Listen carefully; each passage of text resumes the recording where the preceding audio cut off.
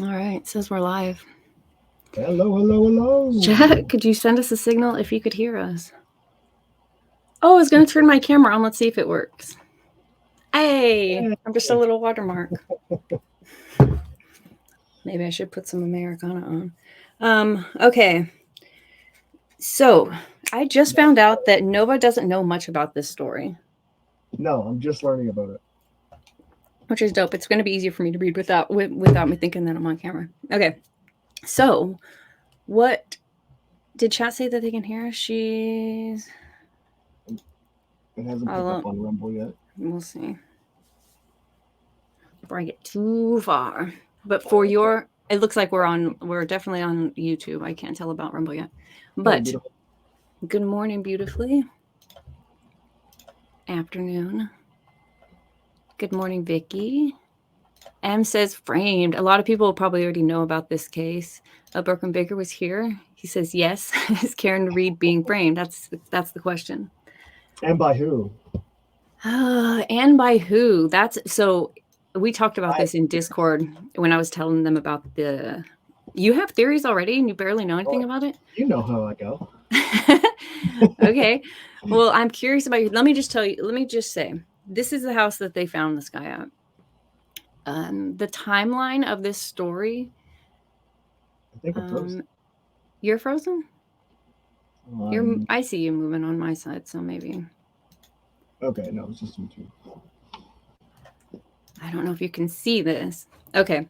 So they go out. These people have a high school basketball event.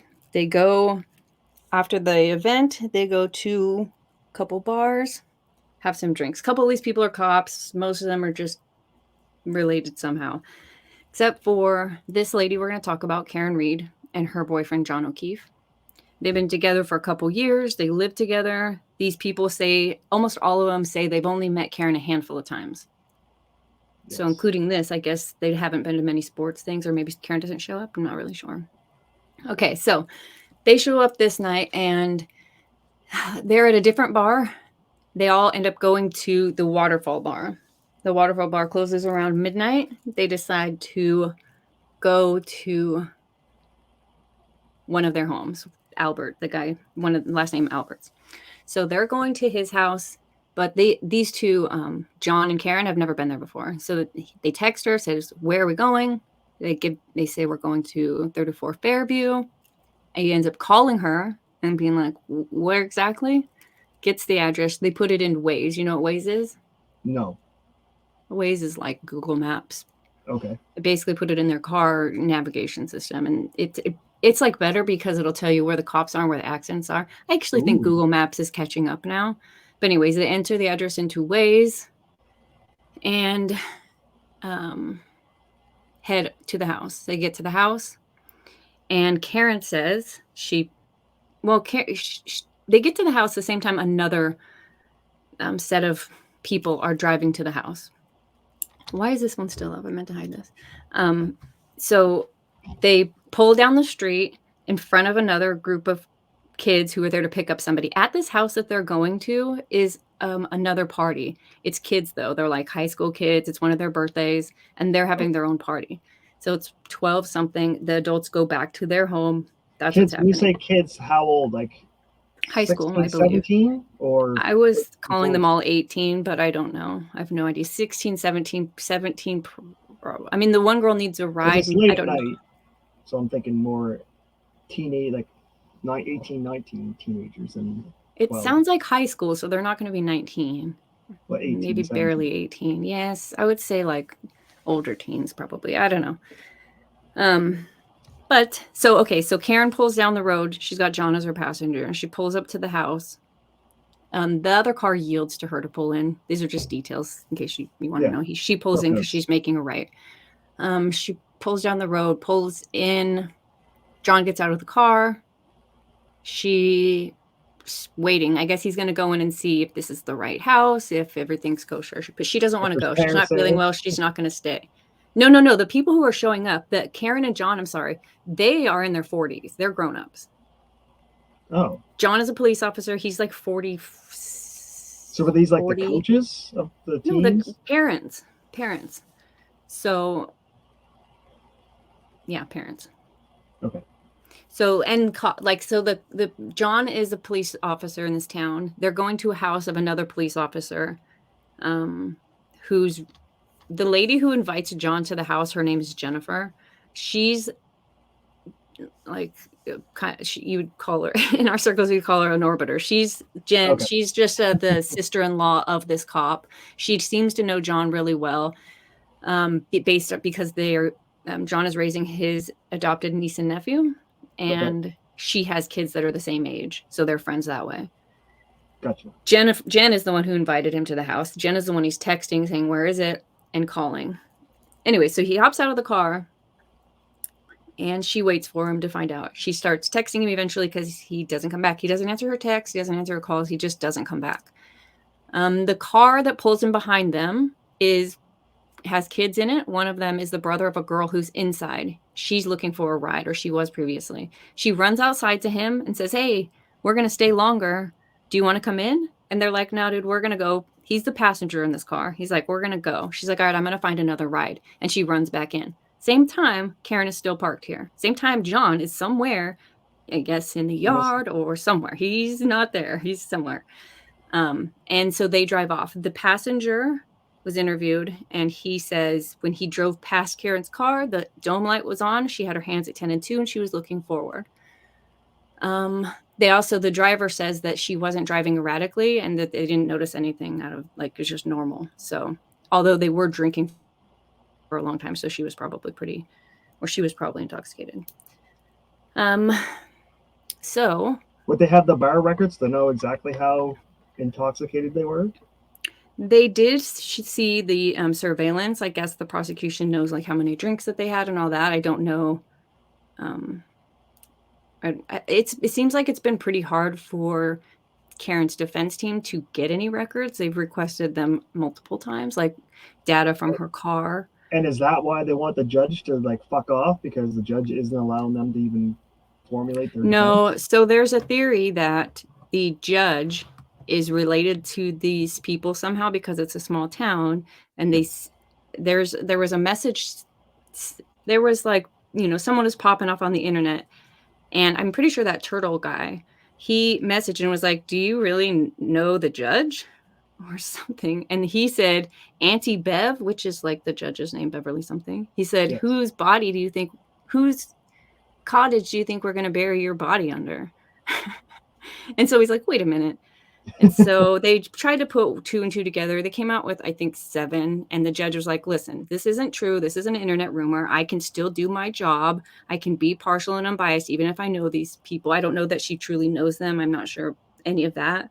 But that's, I think, where the case is now as far as the judge thought goes. a judge was required to recuse themselves if they knew somebody on either side, good or bad, whether involved the case or not. I thought they were just supposed to recuse themselves just to avoid the appearance of impropriety. I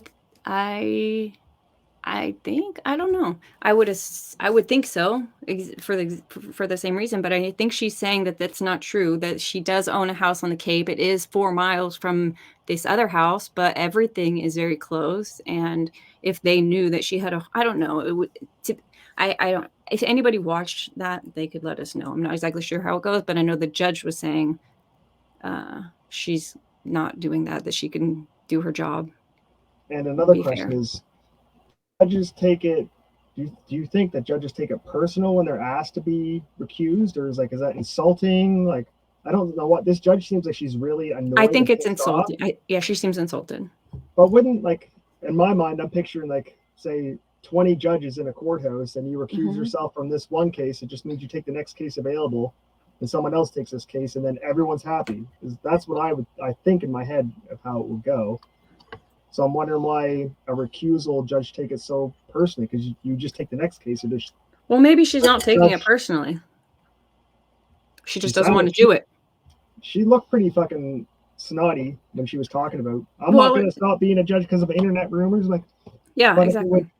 Alleviate all this cloud and smoke and conspiracy-minded stuff if you could just make that vanish by giving a new judge and you take the next case. No, and then what? Then anytime you want a new judge, you just start a conspiracy rumor? Get the fuck out of here.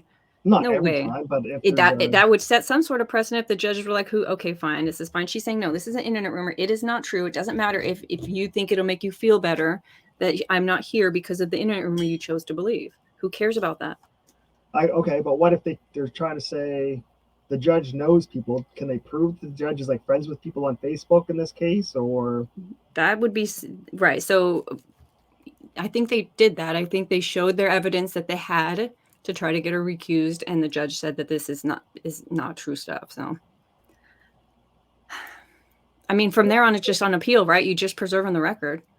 I think it was Joe that said it too, that he doesn't like how prosecutors and judges are so like friendly with each other because they work in the same building together and they see each other all the time, and it gets a little too familiar. Like with Binger, the judge knew Binger, then he knew his attitude. Like he was letting Binger get away with stuff because they were more like, oh, I know Binger. This is just Binger being Binger. But to a judge that didn't know Binger, like, wait a minute, motherfucker, you're trying to get over on me? No, that's not happening. But Schroeder. Yeah, but the judge knows the defense as well. He doesn't just know the prosecution. DAs, he might even know better. That's what I mean. He knows the DA. Oh, wait, you're right. But the defense. The defense, I think, is harder because defense lawyers come from everywhere, like not just your town, right? Like if you're looking to not go to jail for murder, you're not going to find a defense lawyer just in your little town. You're going to go out and look for anywhere to find the best one you can get. I mean, most people are going to probably stay pretty local, right? Not for I don't think for murder cases. I think for small cases. Murder cases are different. Hey, Lady Autumn Sky, good morning. Good to see you. It's on YouTube. It is on YouTube. I can't, let me go. I just have Rumble Chat up. Just beautiful and Vicky and me over there. Hey, guys. All the cool kids. Yeah, we are going to switch over to Rumble here shortly. So, but let me get through this. Okay. I don't remember what I was saying. Okay. So she gets out of the car. The girl sends off her ride. He sees nothing. She goes inside. Jennifer ends up driving home. Home is where she lives with John O'Keefe, the guy. Yes. And in the morning, she wakes up 5 o'clock, somewhere around there, for something. Can't find dude. Says, niece, call your friend's mom and see if she's seen him, because the last place I saw them was we were together. Now, allegedly, Karen says to the woman, Jennifer, who she's calling, eventually the niece calls her, says, have you seen John? She's like, put the other lady on the phone. Then the adults talk. Karen and Jen decide to meet up at Karen's house. No, I'm sorry, Jen's house.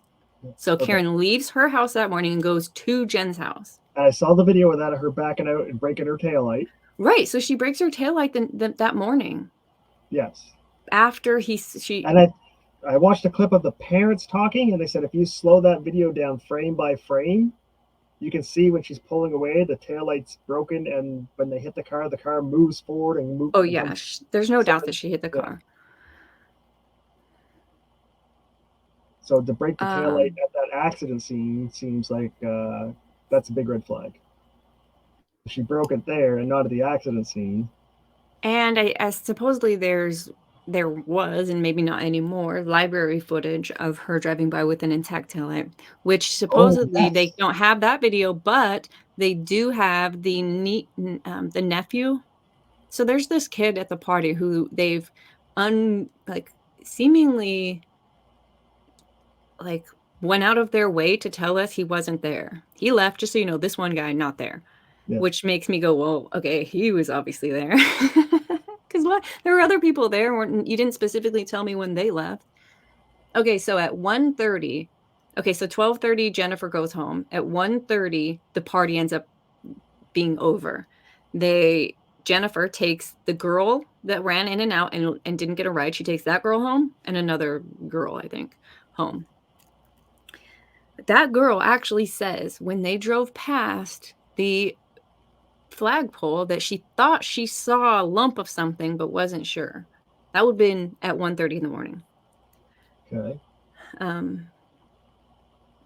There will be a plow driver that comes by after that says he doesn't see anything, and he's specifically looking for things that plow drivers. Yes, plow drivers are trained to look for kids making snow forts and snow banks, because it happens.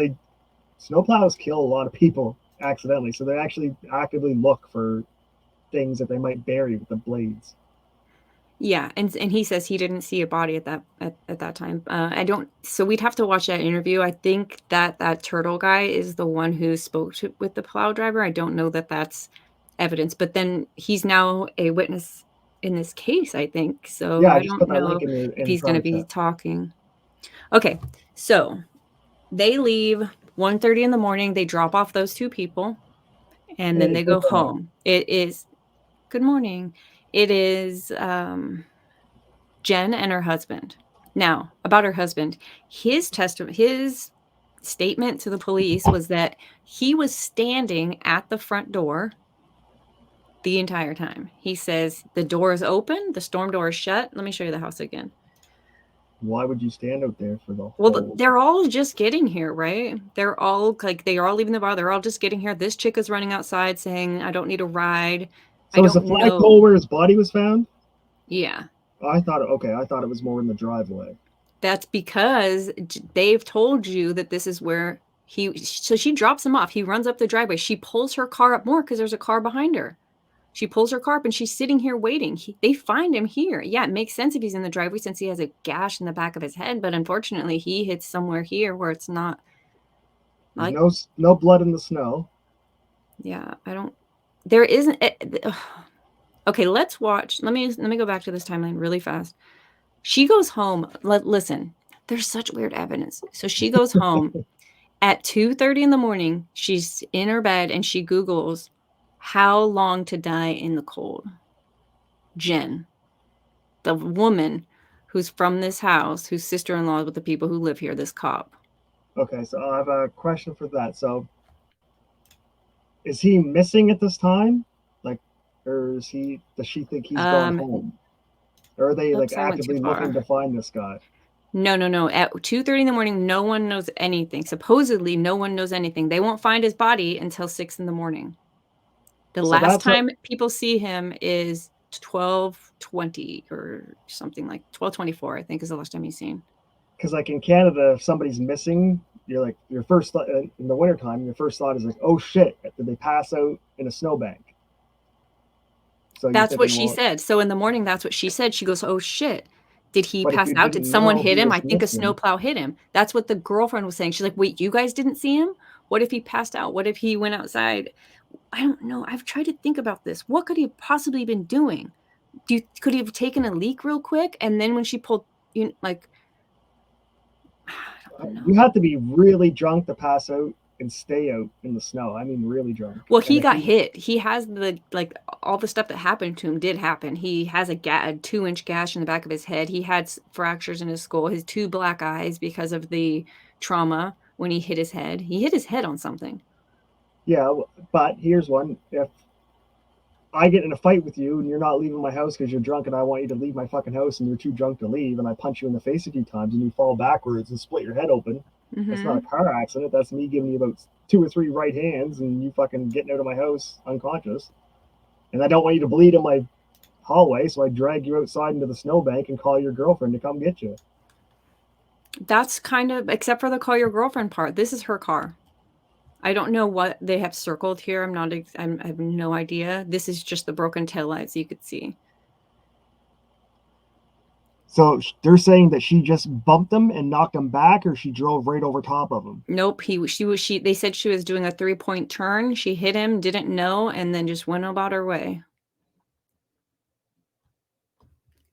Do you remember that cop who was called to save a guy and then she drove over him while he was laying in the street? Yeah, that's fucked. That would Check this be, out, though. He had other injuries. This is his arm.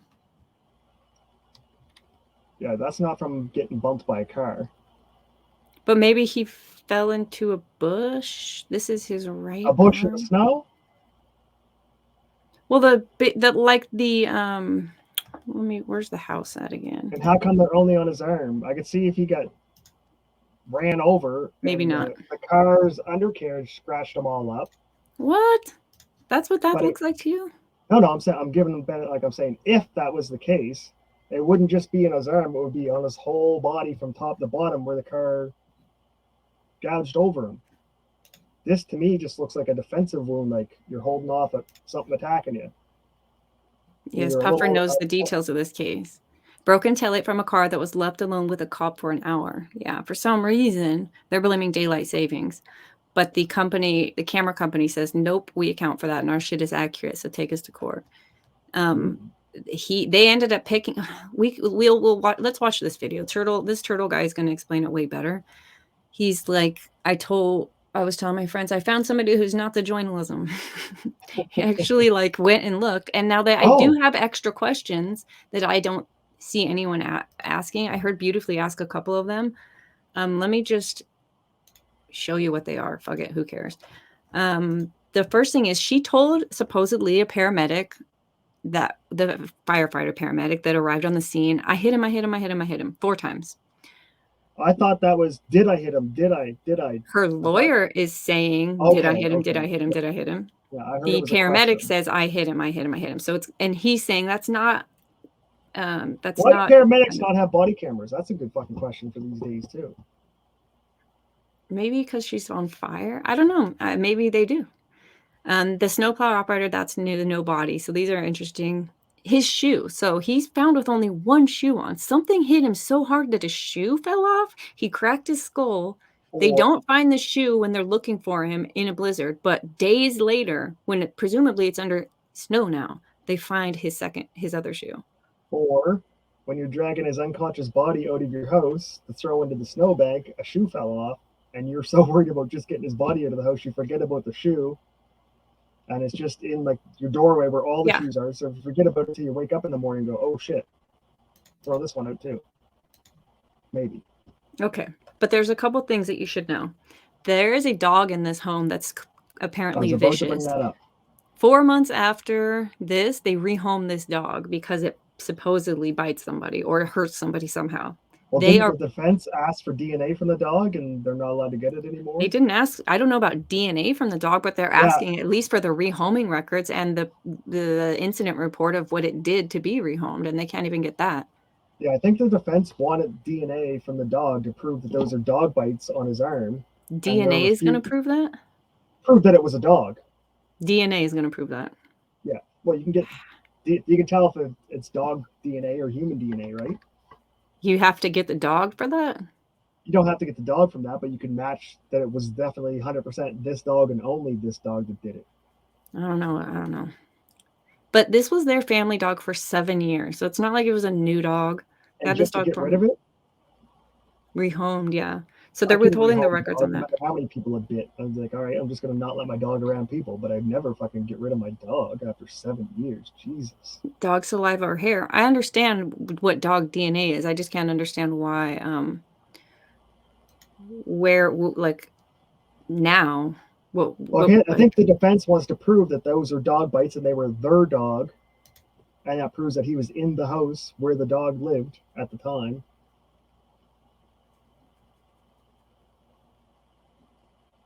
I mean, they have his body. Wouldn't his body have the DNA on it and would know like there's animal DNA here? Is that not how it works? Yeah, I think that's how it works, but I think they want to match the dog DNA to the actual dog to put him But they're not saying that there was dog DNA. I thought I saw a video where the defense was part of the reason they were mad at the judge is because they wouldn't let them find the dog to get the DNA to match it. So maybe they already have dog DNA because they just wanted to match it, maybe. I'm just throwing it out there. Because you're right. If it was just DNA, they should be able to swab his arm and go, this is canine DNA. We don't know whose dog, but we know it's not human. That should be good. Mm-hmm. But if you wanted to put it in the house with the dog, then yeah. Well, who knows what? So there's no pictures from inside the house because they've all said he never went in there. The cop that lives in there. The cell phone says otherwise. Well, does it? Well, it said it went up 3 elevations, which is the three flights of stairs from the front door into the house. And the explanation for that though makes sense. So if she typed in on Waze, let me go to this. Not that. It is this. She typed in on Waze at 12:20 her destination for 34 Fairview. She typed it in on Dedham Street. In order to have made a right turn onto Fairview, she had to have taken Chapman. So if you look at the map for this, and like she's basically traveling north. Okay, which way? North up Fairview. They're numbered from like 2 to 34, the houses down the street. So she's starting at the bottom. If you account for the fact that this Second Street Chapman kind of goes down in elevation, the bottom of the street to the top of it absolutely works that way. If you've ever done, like, anytime you do your workout, it'll tell you traveled the elevation, it'll tell you exactly how many floors you approximately climbed, even if you never took a stair. I thought it measured actual above sea level elevation, not this many steps you went up. Yeah, so as they travel up in elevation, it will say, say they went, the street itself is 59 feet in elevation. It's a climb. It's relatively flat. You can't really tell. If you account for where Dedham ends and Fairview begin, you could take almost 20 feet off of there. So it looks like about a climb. If it's just doing a calculation based on time entered at 20 or 21 when they actually went it, and time ended at 24 when they got to the house, there is about a 34-foot elevation climb. So to say that in human terms, it would have said, if you were walking, you would have gained. High for a house.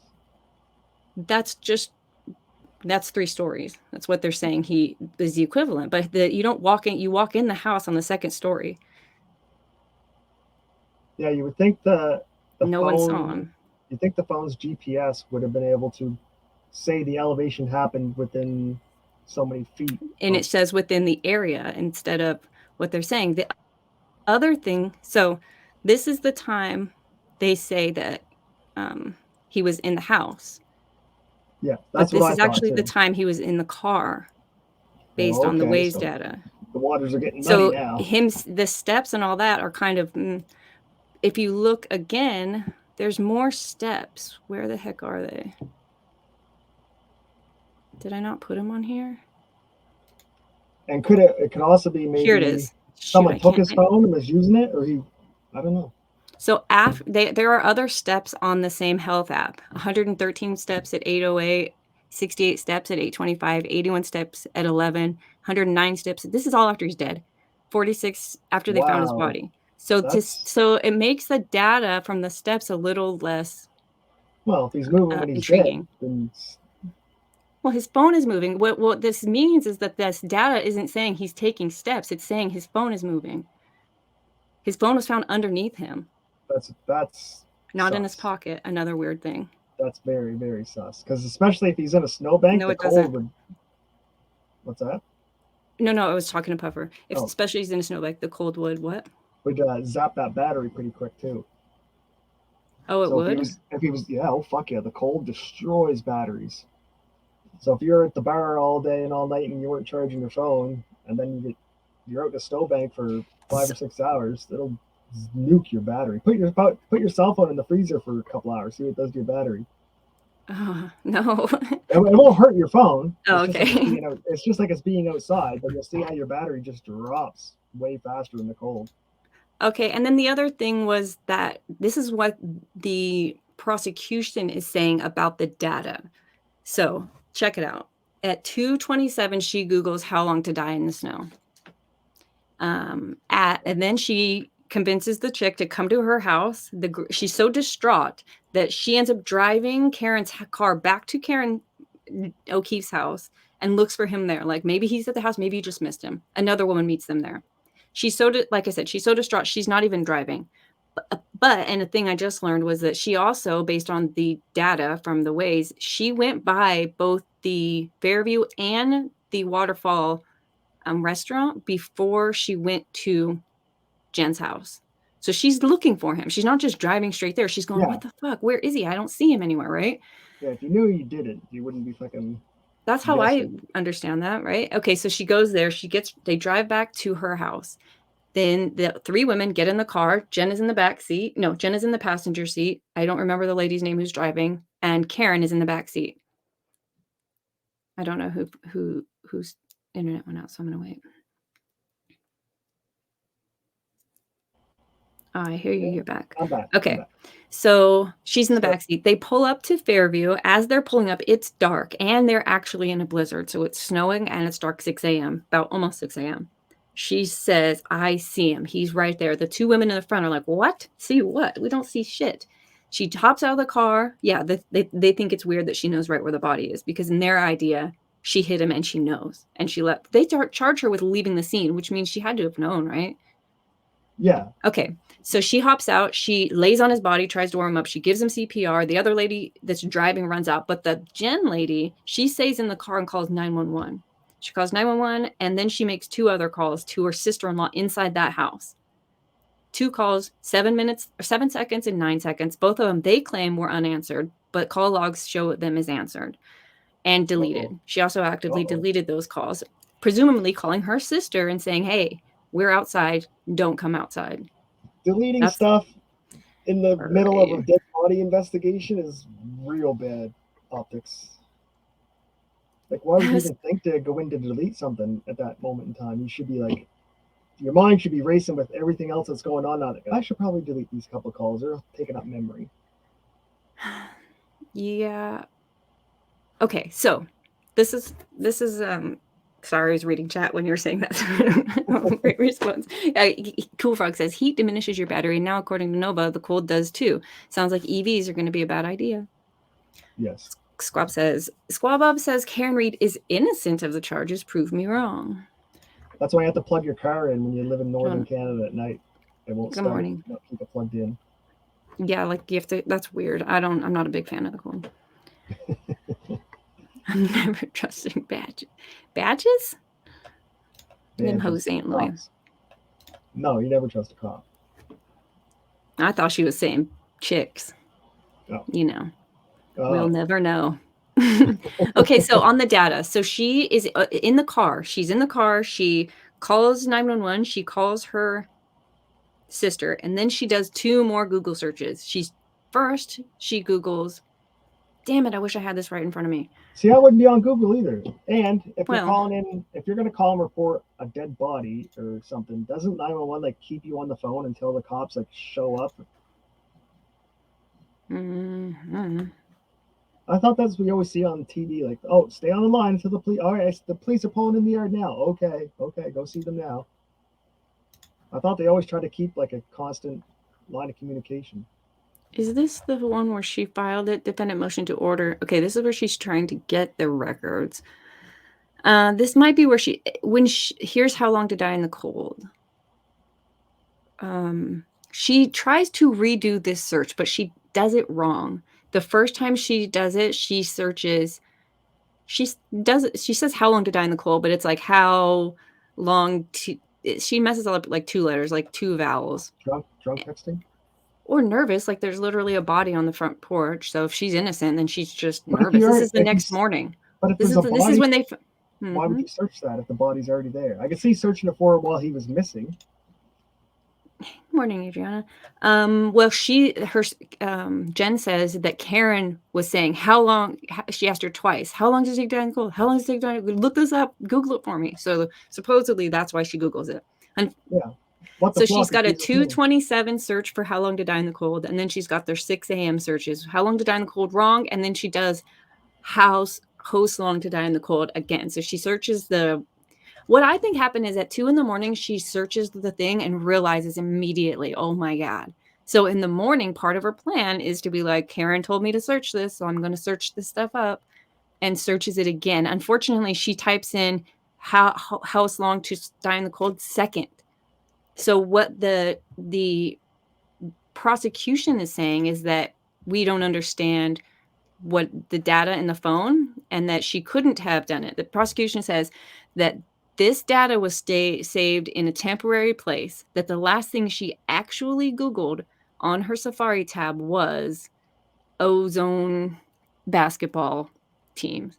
So supposedly at 2:30 a.m, she Googles these basketball team. And then when she opens her phone back up to do her new Google searches, she Googles it, and it's now stored in this temporary spot, the same time, exact time, And they're saying that they couldn't have been 2 searches, that it's just an overwrite, and we don't understand data, and she couldn't have deleted this, and we're too dumb to get it. The deletion of stuff is really, really like a big red flag for me. Like, how often do you just go in and delete things from your phone at 2 a.m.? She searched it for Karen and gave her phone to yeah, police instantly, never hiding that. Karen still refuses to provide her phone. Wait, Karen hasn't provided her phone? Not if they're arresting me. I don't think they just take it from her if she's a suspect. You don't get an option not to provide it. Yeah, it does seem like they would just download it. She searched for it and gave her phone to police. No, she didn't give her phone to police instantly, though. I know she didn't turn her phone in for a couple of days after she deleted a couple of things, like the picture of Brian Albert's phone number, her calls to her sister, and one Google search from the early morning. So my conspiracy theory, before I know any more information, is I think that the cop that died was probably not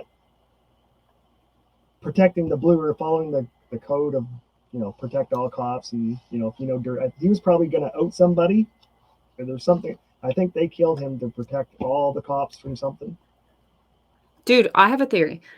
My theory is that, well, so I don't understand, and maybe Amanda can help us understand how his body got where it is, yes, without and all that, because that doesn't make any sense. But to me, it seems like the husband of Jen is standing in the doorway watching this. He sees the cars pull up.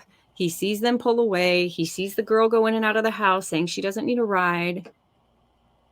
I wonder if that, okay, so this, it definitely flowed the first time I discovered it in my brain, but what if, so it seems like Jen and John O'Keefe have a relationship,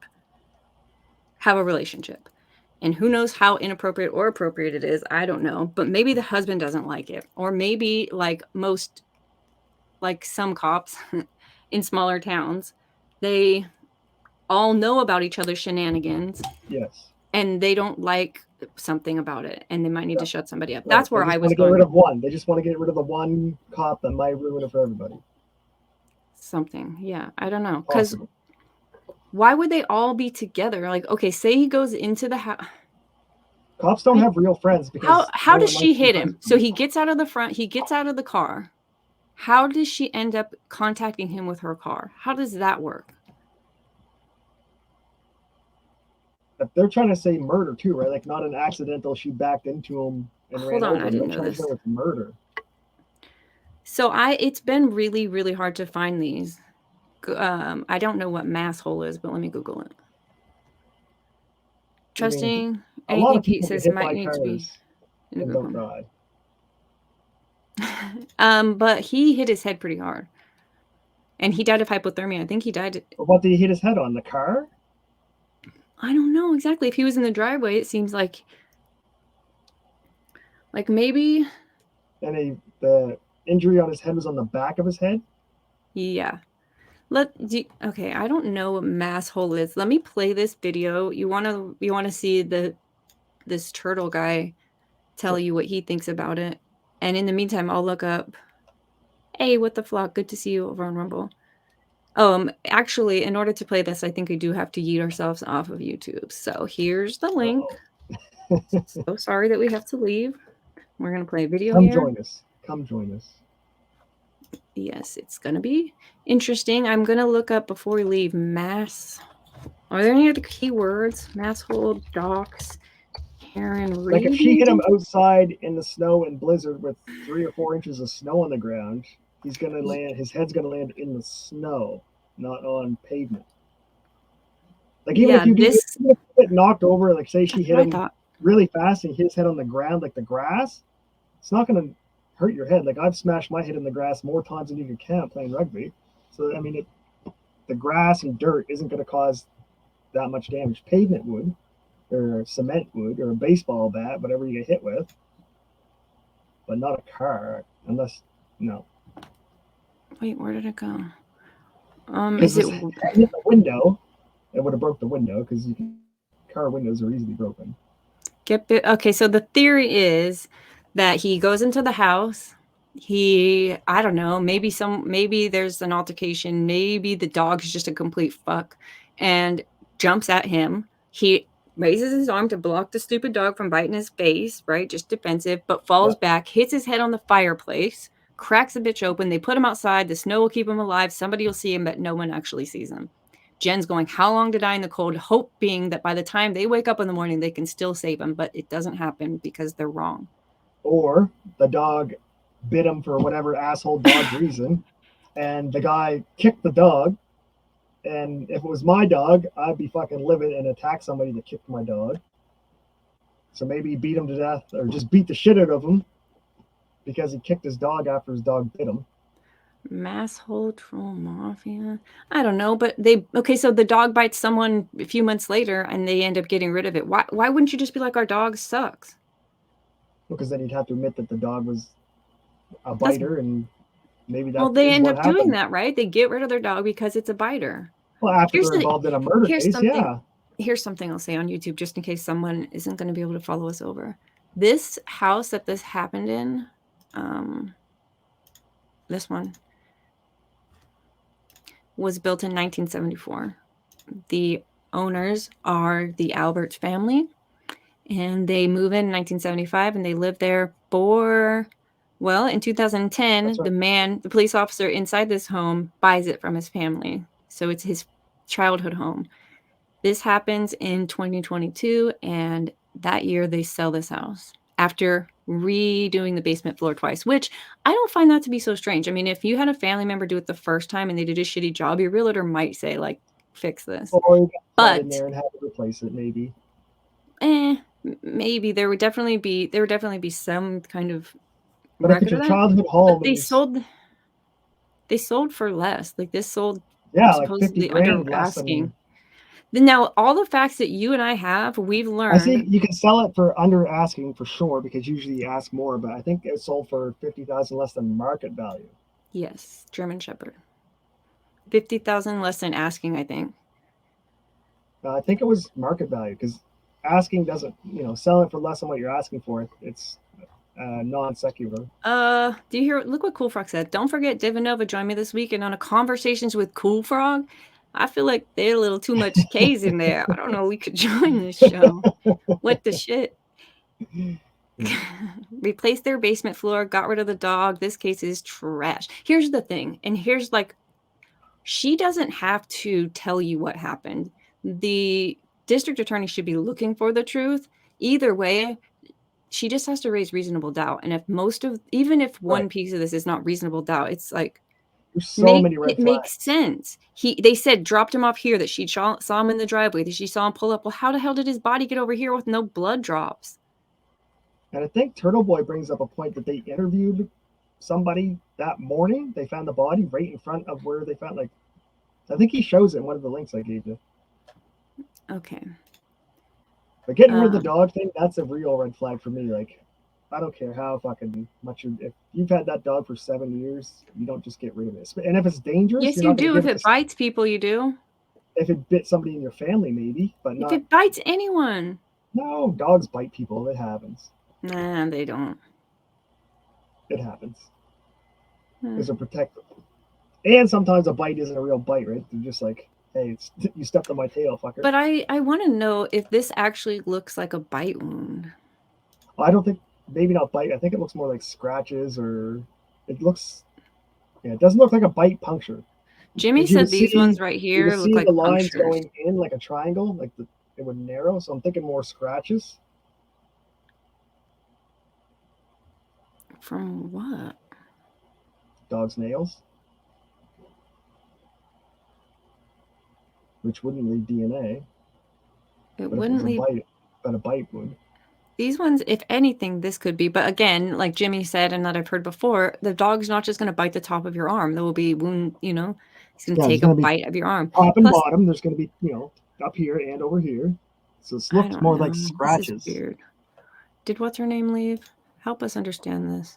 That could be undercarriage, but if it's undercarriage of the car, it should be all over, not just in a 1 foot space. Actually, those could be, because this is him cleaned up on the autopsy table, isn't it? Yeah. So some of those ones in the middle could be punctures right there. These ones, yeah, that's what Yeah. Jimmy said. Like if I That's zoomed in, I think those are puncture wounds, and the two on the side are his paws. Mm. You know what I mean? So you got a bite in the middle, and then two claws going down the side of his arm. That's. no, dude. I think so. Because you're not going to get dog's teeth. Like you're not going to get them all in there. You're only going to get the two fangs. So you're going to get those two pops, and then his claws on the side trying to hold on. And then the guy punched the dog in the face. Or His claws trying to hold on. Yeah. So take the Big three dog. in the middle. This is a German Shepherd. A Yeah, so take the 7-year-old. three in the middle is the dog's molt, and the scratches on either side are the dog's claws. These 4, one claw. These Remember ones, the dog? the other. Yeah, it's not just a one. Why are his claws so close together here? Okay, it doesn't have to be just a one claw, right? So the dog's probably trying to readjust and regrip while the guy's moving his arm around and his scratches. That's where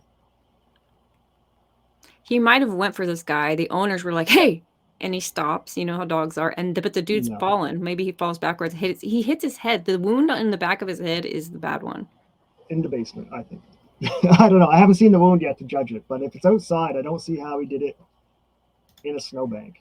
Okay, well, Amanda says, hate Kate all you want, but I'm not sure who Kate is, so I don't really hate her. She's pretty cool. Wouldn't there be? We don't know who Kate is. Listen, we got introduced to this case, and if you do a search, almost everything you look up, you're going to find the Turtle Boy talking about it. And it's been a long time trying to find extra other shit. That's why I found out that there were other steps that we don't know about. I found out there's data we don't know about. But her job isn't to figure this out. Her job is to raise a reasonable suspicion that she didn't do it. And that's what this is. Now, the bad thing going for if she did it, there should be easier. She looks like what? AOC? Yeah. In this picture, I guess. No, I think there's a couple pictures she looks like AOC, and like that's AOC is a good looking chick though. Like a donkey had a baby with a human, yeah. You're just mean, Karen. So like, I don't know this really cool site. Kate Peter questions Karen Reed defense strategy 3 weeks ago. Members of the Masshole Troll Mafia got a rare treat Sunday. Do you know what the Masshole Troll Mafia is? Does this have to do with Massachusetts, or they're just assholes? It could be Massachusetts. That's a good idea. Yeah. Yeah, that's them. Get a rare treat Sunday night as Kate Peter, joined by Boomer and Brett, held another look into the activities of award-winning journalist turned activist Aidan Turtleboy Kearney. Turtle guy. I like better than Turtle Boy. Kearney's recent actions in the case of Karen Reed, a Holden, Massachusetts woman accused of murdering her Boston police officer husband, boyfriend, John O'Keefe, January 2022. Peter focused on his apparent involvement with the defense in the case as Kearney has become more involved in the case. Okay.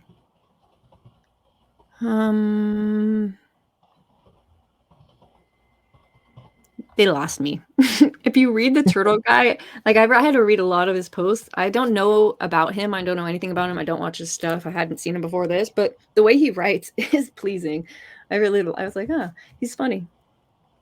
He's kind of like 2 middle fingers up. I don't know. It seems like at this point, he's like, listen, if I'm wrong, I'll say I'm wrong, but there's no reason to not ask questions. And that's kind of, how I feel about a lot of shit. Yeah, when they tell you can't ask questions, that means you have to ask questions. We don't know who Kate is, so we're not kidding you. We don't know Kate Peter. We don't know Turtle Boy. We don't know who the massholes are. We just were looking at. If you have links, we'll take some. Peter questioned why the defense was going all in on accusing others of murder while providing literal evidence to defend Reed. Further noting,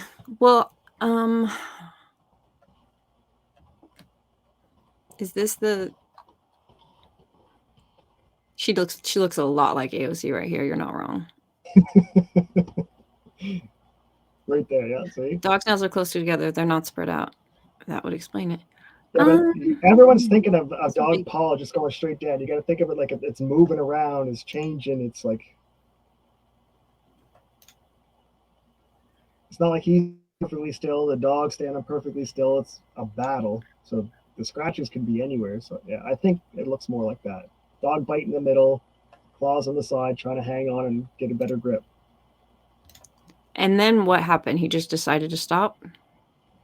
Or the guy probably punched the dog in the face or put his thumb in his eye. Like, hey, if a dog's biting me, the first thing I'm going to do is I'm going to shove my thumb right in that dog's eyeball and take it.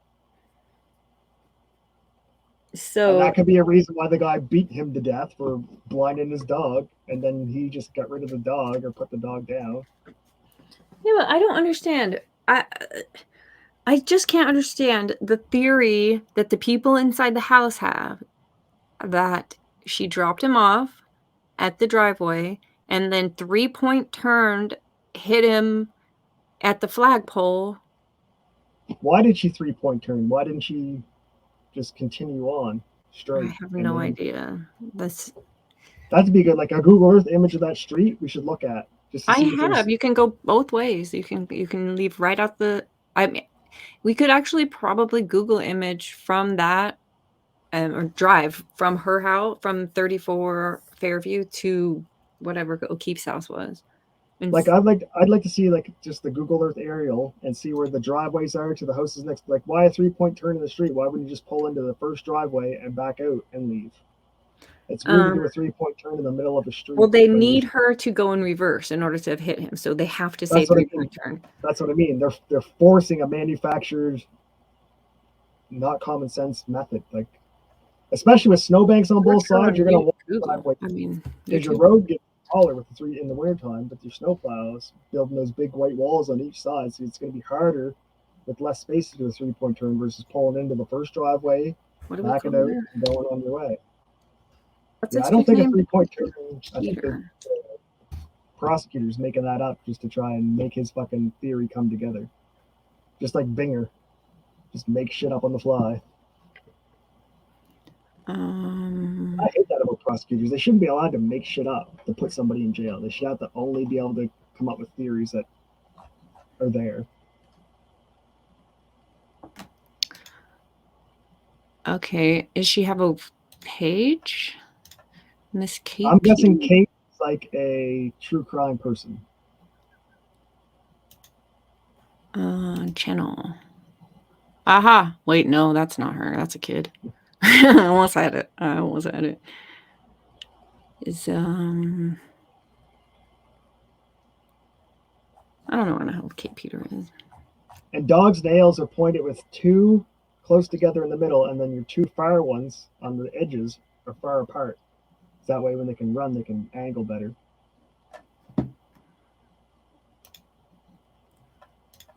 It's like humans with their pinky toe. It sticks way out so it can, push it from side to side. Oh, Lady Autumn has a point. Shit, because around these parts in the country, you don't pull in people's driveway. That's private property. She got that Jennifer lady sent him a message and said, pull in behind me. She says she sees the black SUV pull up. She sends a message, pull in behind me, sees the headlights move, and that's it. She's parked in the driveway. So she pulled in behind somebody who's parked in the driveway. She was in the driveway. Possibly. Okay. No, that doesn't make any sense. Okay. So I thought, well, let's say 2 cars pull up, right? He gets out of the car. Is one in the driveway, though? Remember, she said pull in behind me. There are cars in the driveway. But these 2 cars pull up. That's the one that Karen is driving and the one the kids are picking up their friend in. They pull up in front of the house. She sends a message, hey, park behind me. So the girl comes out, does whatever. Dude hops out of the car to go inside. The kids leave. When they leave, they say she's by herself in the car. Her dome light is on. Her hands are at 10 and 2, right? Maybe he knocks on their window and says, hey, knock, knock, knock. She said pull in behind her. So then she puts her car in reverse, hits him. You said it was a blizzard that night, right? Then next morning. It is snowing, but it's not a blizzard. You can't park on the road when there's snow because the plows, they'll tow your car or whatever, right? You have to park in the driveway or the snow plow will smash in your side windows with snow. Is that true? I just live in... Yes. So like when the snow plow goes by, snow's super heavy once it's compact. So if your car's on the side of the road when the snow plow comes around it, it can throw that snow so hard it'll break your windows in. So people, or they'll just tow your car because the city loves to make money off the tows. but you always park in your driveway. Because even like here in Halifax, you're not even allowed to park at night on the street because they'll tow your car. Because it's for snowplows. A lot of places, right? I do know some places that are like that, but there was a blizzard the next morning. I don't know. Like if you know there's one coming, you just know there's one coming. You park everyone in the driveway. I think that's why. Yeah, but these people aren't. You're also not supposed to be drinking and driving, and they were all doing that too. Cops don't do that. You're making it up. I made that up. You're right. Okay, so I can't find Miss Kate. Yeah, what the flock knows. Snowplows smash windows all the time. They'll take a stop smash sign windows and all the everything. time. Well, there you go. 'Cause But is it illegal? Like, you're not allowed to park in front of a mailbox because the mailman's allowed, like, that's his shit, and he'll get pissed off, and I don't know if he'll tow you, but he'll skip your damn mailbox for sure. Well, no, the tow companies will just drive around looking for cars to tow because they get paid by the city to say, hey, if there's any cars on the road, we want them towed before our plows come by at 4 a.m. So go out there and get as many as you can get. How are they smashing the windows? By blowing snow through them? So, like, you don't understand how heavy. I still don't understand. I'm never going to understand. Think of 30 pounds. You're throwing 30 pounds worth of weight at a window going 25 miles an hour. It's a tremendous amount of weight. If you're standing outside and a snowplow goes by, it will smash the fuck out of you. The blade doesn't hit you, just the snow hits you. It'll knock you out. It'll knock you unconscious. And Div is a no snow person. These are facts. Okay, like, where you hit with a big wave at the beach? Did I ever get hit with a big wave? Yeah. You feel how much force that little wave is? Mm-hmm. Now compact that, because the snow actually is way more dense, and it's still a wave of snow hitting you. Is snowplowing not a free service? Free? No, nothing's free. Mail for services. No, it's not free. You pay for it with taxes.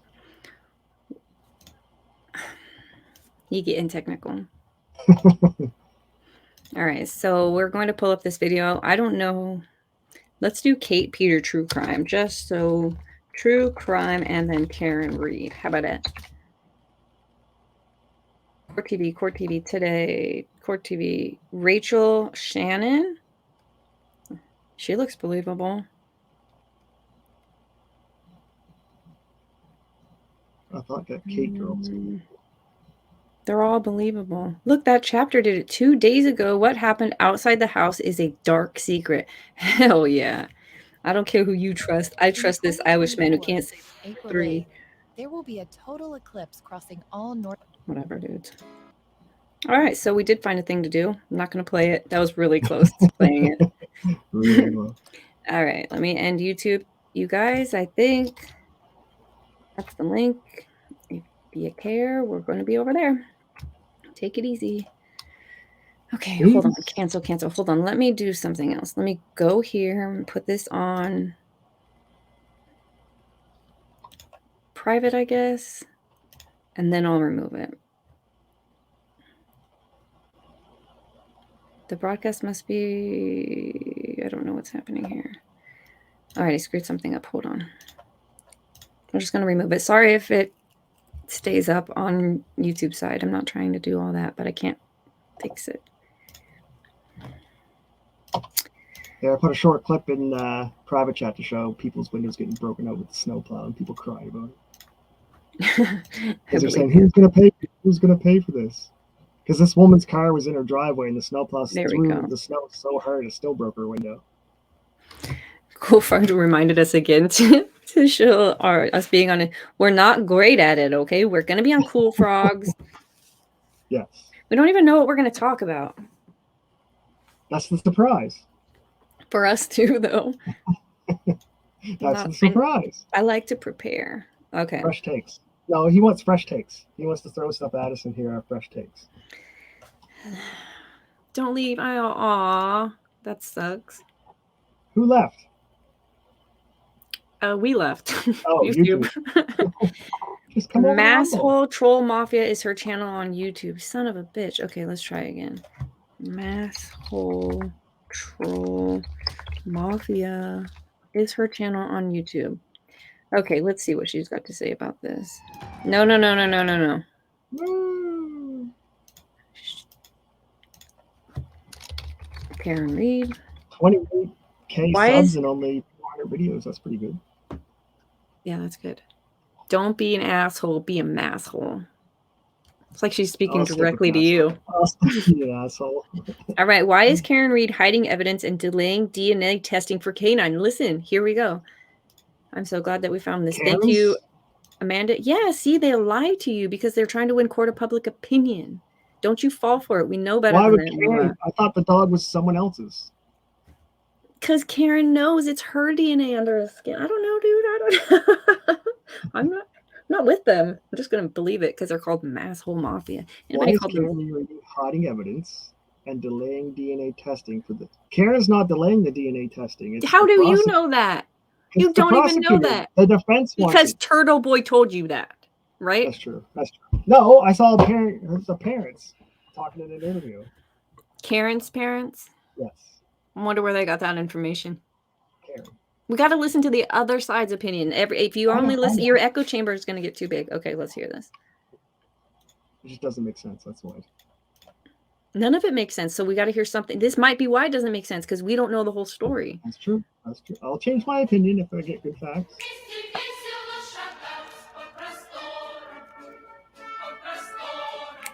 So she's pro Hitler, okay? This is our first time watching anything from this channel. So if they say bad words or the N words or any of that, we disavow. Yeah, Anna. Yeah, I'm guessing officer. she's German or something. It's a weird intro. This is really, Oh, the really Russian. loud. It's Russian. It's kind of loud. This is a weird intro. I like it. Yeah, but for a Karen Reed story, it's a weird intro. It's her channel intro, probably. Oh, that's true. Her stream intro. Starting soon. Okay, So here we she's go. a Russian She's troll? come back right now. It doesn't sound. And that's what she's been focused on. This one's As American. she should, because she's entitled to her own content. No problems there. It's so weird. Everybody like comes up with these conspiracy theories. I just want to be clear that like we don't live online. So like there's like this compartmentalized part of our lives that's like online, but the rest of the time, I don't like have a better camera than we're her. just doing dumb shit. We go out to dinner. I saw the fireworks with her kids. I invited them over to my neck I of don't the know. woods. A couple weeks ago, we've had lunch. Like we're friends. So she's saying she knows these Always people do the same personally? shit on the internet. You know, it's weird for some people I don't. to wrap their heads around, but the internet is not the be all end all to your life. And if I go Fuck you. offline for a couple months, it's not because there's like a crisis or things are going bad for me or I'm in rehab. It generally means that things are probably going pretty good. She for might me, have a Farron. honestly, right? Yeah. Because I'm They're living just my life. bipolar. So let's clear that up right now. Here, you guys. All right. Let's Thank go. you. I apparently look like I have a cocaine addiction now because I've lost some weight. He's kidding. I'm not saying No, anything. I've gotten to the point to where Wait. I'm so comfortable. She looks normal. You should hear what they say about me, Kate. Damn. Why is her camera so fuzzy? Maybe she does that on purpose. That Maybe was she's the using Barbara resources for something else. Who cares? As long as you can Drugs. see her. With like whatever these scumbags say about me, that it's funny or it doesn't matter at all. Or they chase you off the internet. Oh, Every 3 De months. Laguna's in the chat. I'm surprised nobody wants to talk about this. It's so strange. We do. So Oh, she's We're gonna get there's into been it. a lot of focus on defense motions, but when the Commonwealth motions come in, it's like crickets most of the time. Even though Yeah. there's some shit in there, you know, they slipped in that they had the Toyota tech stream and the VCM EDR information from her car. But this is, I think, a bigger one, and What's her somebody's gonna channel talk about it. Um, Aiden, of course, didn't pull it. He's Masshole troll. Yeah. Masshole troll. So maybe she's probably from Massachusetts. Massachusetts. But her thing was all Russian shit. This is Kate. So in our other chat, we had someone called Amanda who schooled us a little bit. In all caps, she was not happy with me and Nova being complete idiots. So YouTube doesn't know we're idiots. We're under the radar on that one. Now they know. They know now. Oops. So that's why we're here. Also, don't forget that we're going to be on Cool Frog Show On the 19th. on Saturday the 19th. evening. Mhm. talking about anything and everything the cool Yep. wants to talk about. Unless it starts with a K, because we're going to avoid that third K at all costs. All right, let's get back to Kate. Kate's going to, hopefully, this says Commonwealth's motion to compel defendant to comply with the agreed upon privilege filtration procedure relative to the defendant's cell phone and to provide the Commonwealth with the redacted extraction report. Okay, this seems interesting. He's not posting about it. He lied and said that it's not, that the whole case is no longer available online. I time and date stamped where I searched for it. It's still very much there. That's how I got these records today.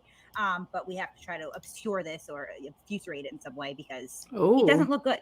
So I know that I said I was going to do like a deep dive, and we are, but this was like, want to hit this now because this is exactly what the fuck I've been talking about. Let's go. And, it just makes me sad that so many people are willing to literally attack and destroy other people over a mere suggestion put out by the defense that spreads through social media. You can't take a wait and see approach. I believe that Karen Reed did this, but I understand that I'm not a legal expert. I don't know all of the facts because it's not on trial. I could be wrong.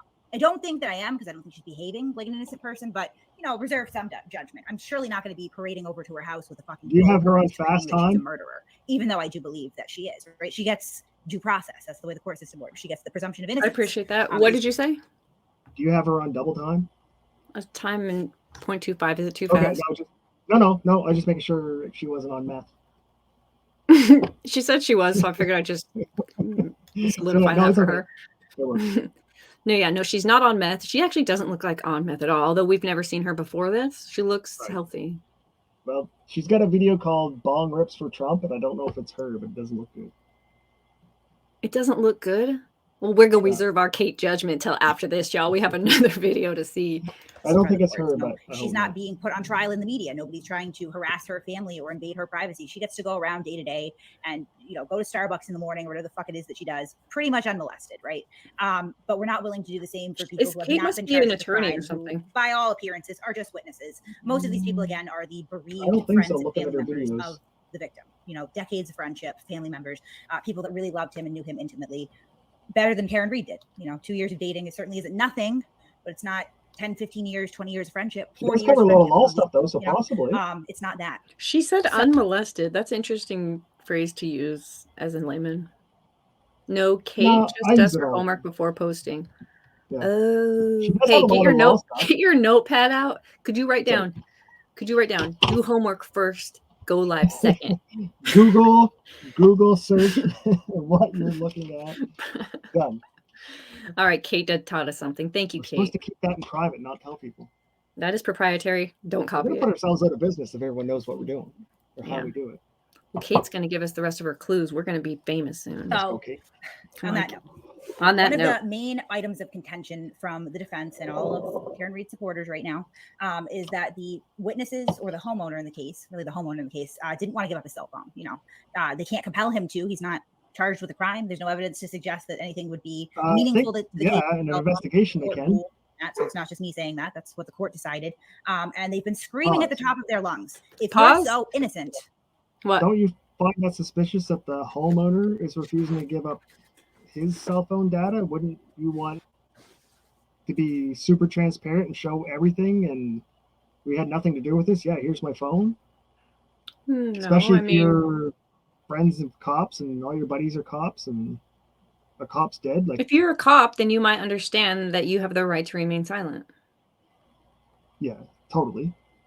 But one of your cop buddies was just supposed they have to do a special and I don't think they can just say to get a third party, meaning this party has nothing to do with this, a third party's records. It's like if they came to us, or like, give me your cell phone, or like, go fuck off. Like, well, then you're guilty. Well, wait, why?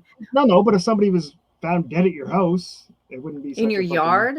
Yeah, that was supposedly in your house and was partying with you. He's saying he wasn't, though. I don't think cops need his permission. They just say give. Apparently, they do need. You need probable cause, and you need a warrant to search through someone's stuff. We found a dead body in your yard.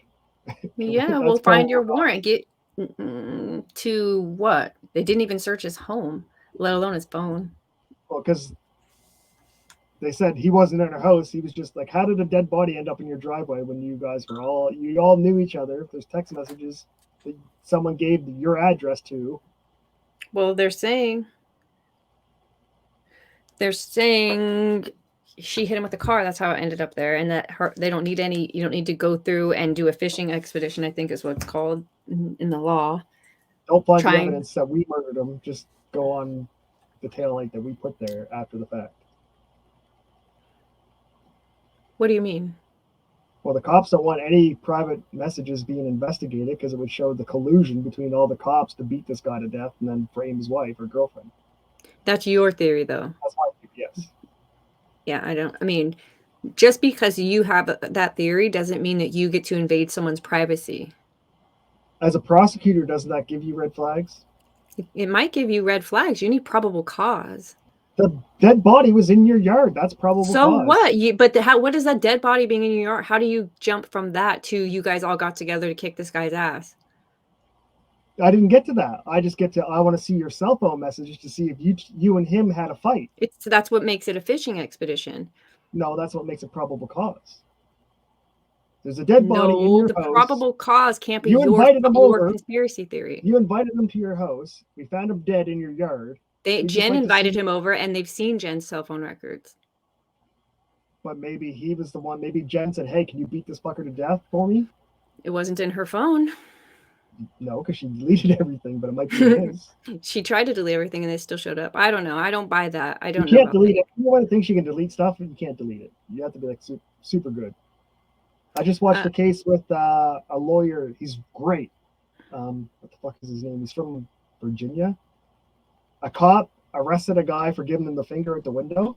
So the cop pulled him out of the car, put him in cuffs, put him in the back of the car, got his cell phone, deleted his cell phone video, and locked him up and said he was violent and all these other things. When he got out of jail, they gave him his phone back, and he just went into his deleted folder and go, "Oh, there's the video you just tried to delete evidence of." Because the cop was being smart enough to realize you have to delete it from the recycling bin and the fucking video.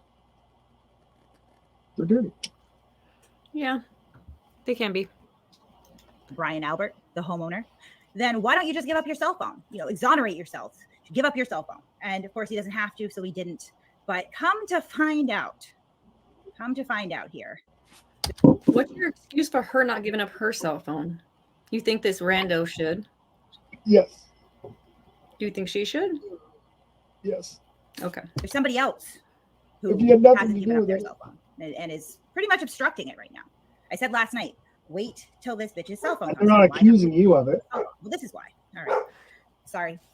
This is really impromptu as far as I usually go, so you might hear Jake in the background. He's wicked obnoxious. Wicked obnoxious. I love her accent. Here we go. So this is Commonwealth. I know that I song. love it. Yeah. As soon as she said Jake, that's what played in my head. Same. Relative to the defense's cell phone and to provide Commonwealth with a redacted extraction report filed today. Since January 29th, 2022, the Commonwealth has refrained from examining the defendant's cell phone, which was in the defendant's possession at the time of the murder. The Commonwealth has lawful authority pursuant to a February 2nd, 2022 search warrant to examine the contents of the defendant's cell phone, but has refrained from doing so in order to protect against disclosure of any privileged communications between the defendant and her attorneys. So I'm going to pause right there and explain that Karen Reed, the factually innocent woman that she is, she lawyered up the same day that the victim was found deceased. The smartest thing she could do, yes. That dog wants a biscuit. She talks like a lawyer. Jake, shut the hell up, You Jake. think? So she she lawyered up does. the same day. Hey, did I not just say be quiet? He doesn't believe Yes. what you have to say. There's a bad guy outside, Kate. So she lawyered up the same day that No, she's getting worked up, so the dog's getting worked up. So she started having communications with the lawyer. So when the time comes to get her cell phone, she and her attorney say, no. There's stuff on the cell phone that is privileged, attorney-client privilege, because, she immediately contacted us and we had conversations, right? So fair enough, you do have attorney-client privilege as far as you want to exercise that. So, this has been tied up since January 29th that she does not want to go up the cell phone. Give her passcode up. The police observed that she, had a passcode. She didn't want to give them the phone. Wouldn't let them look through it. You can't have my passcode. No, you can't use your search warrant. So as Karen, no, I wouldn't give my phone the up, entire time, right? So suddenly it's all right for her not to give her phone up?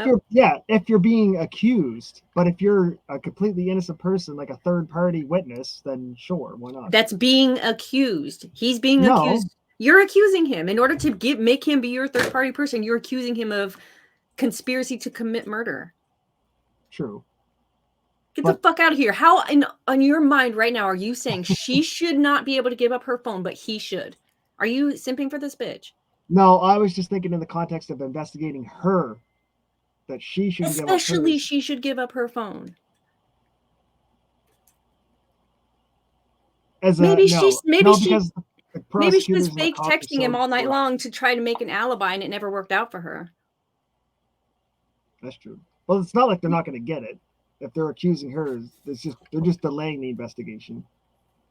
Because she knows and the lawyer knows that there's no possible way ever that the cops aren't going to get these phone records in the phone, right?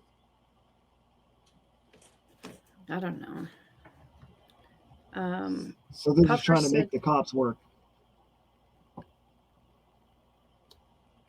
it's hard, right? Because you don't know, but I feel like the same. If that's your line that you should give up evidence, then she is first in line to be giving up the same evidence as anyone else. You know what I mean? Let me try this. Say your neighbor was murdered, Mm-hmm. and they knew you weren't involved because you weren't in town, but they Okay. wanted to check your cell phone so they, for whatever reason, just to say maybe they could ping it off and like find the killer that was. Maybe you took a picture of the killer's car that was in the yard when you took a picture of your child in the front yard of your house. Would you help find your neighbor's murderer? I'd look through my stuff, but I wouldn't Yeah, but you voluntarily don't know. hand over my device So to them. you wouldn't help find your neighbor's killer. I wouldn't voluntarily hand over my device to them. So you wouldn't help find your neighbor's killer. Are they? Why does that equate that in your mind? Because that's how I'm trying to put it for that cop, the guys in the house analogy. Like, if your friend was just murdered, makes just as much sense in that instance as it does in this one. I don't think my privacy in that moment, if I knew my neighbor was murdered, I wasn't involved, it had nothing to do with me, but maybe there's a picture or something on my phone the cops could use to catch the murderer. I think I'd rather try and help in that instance.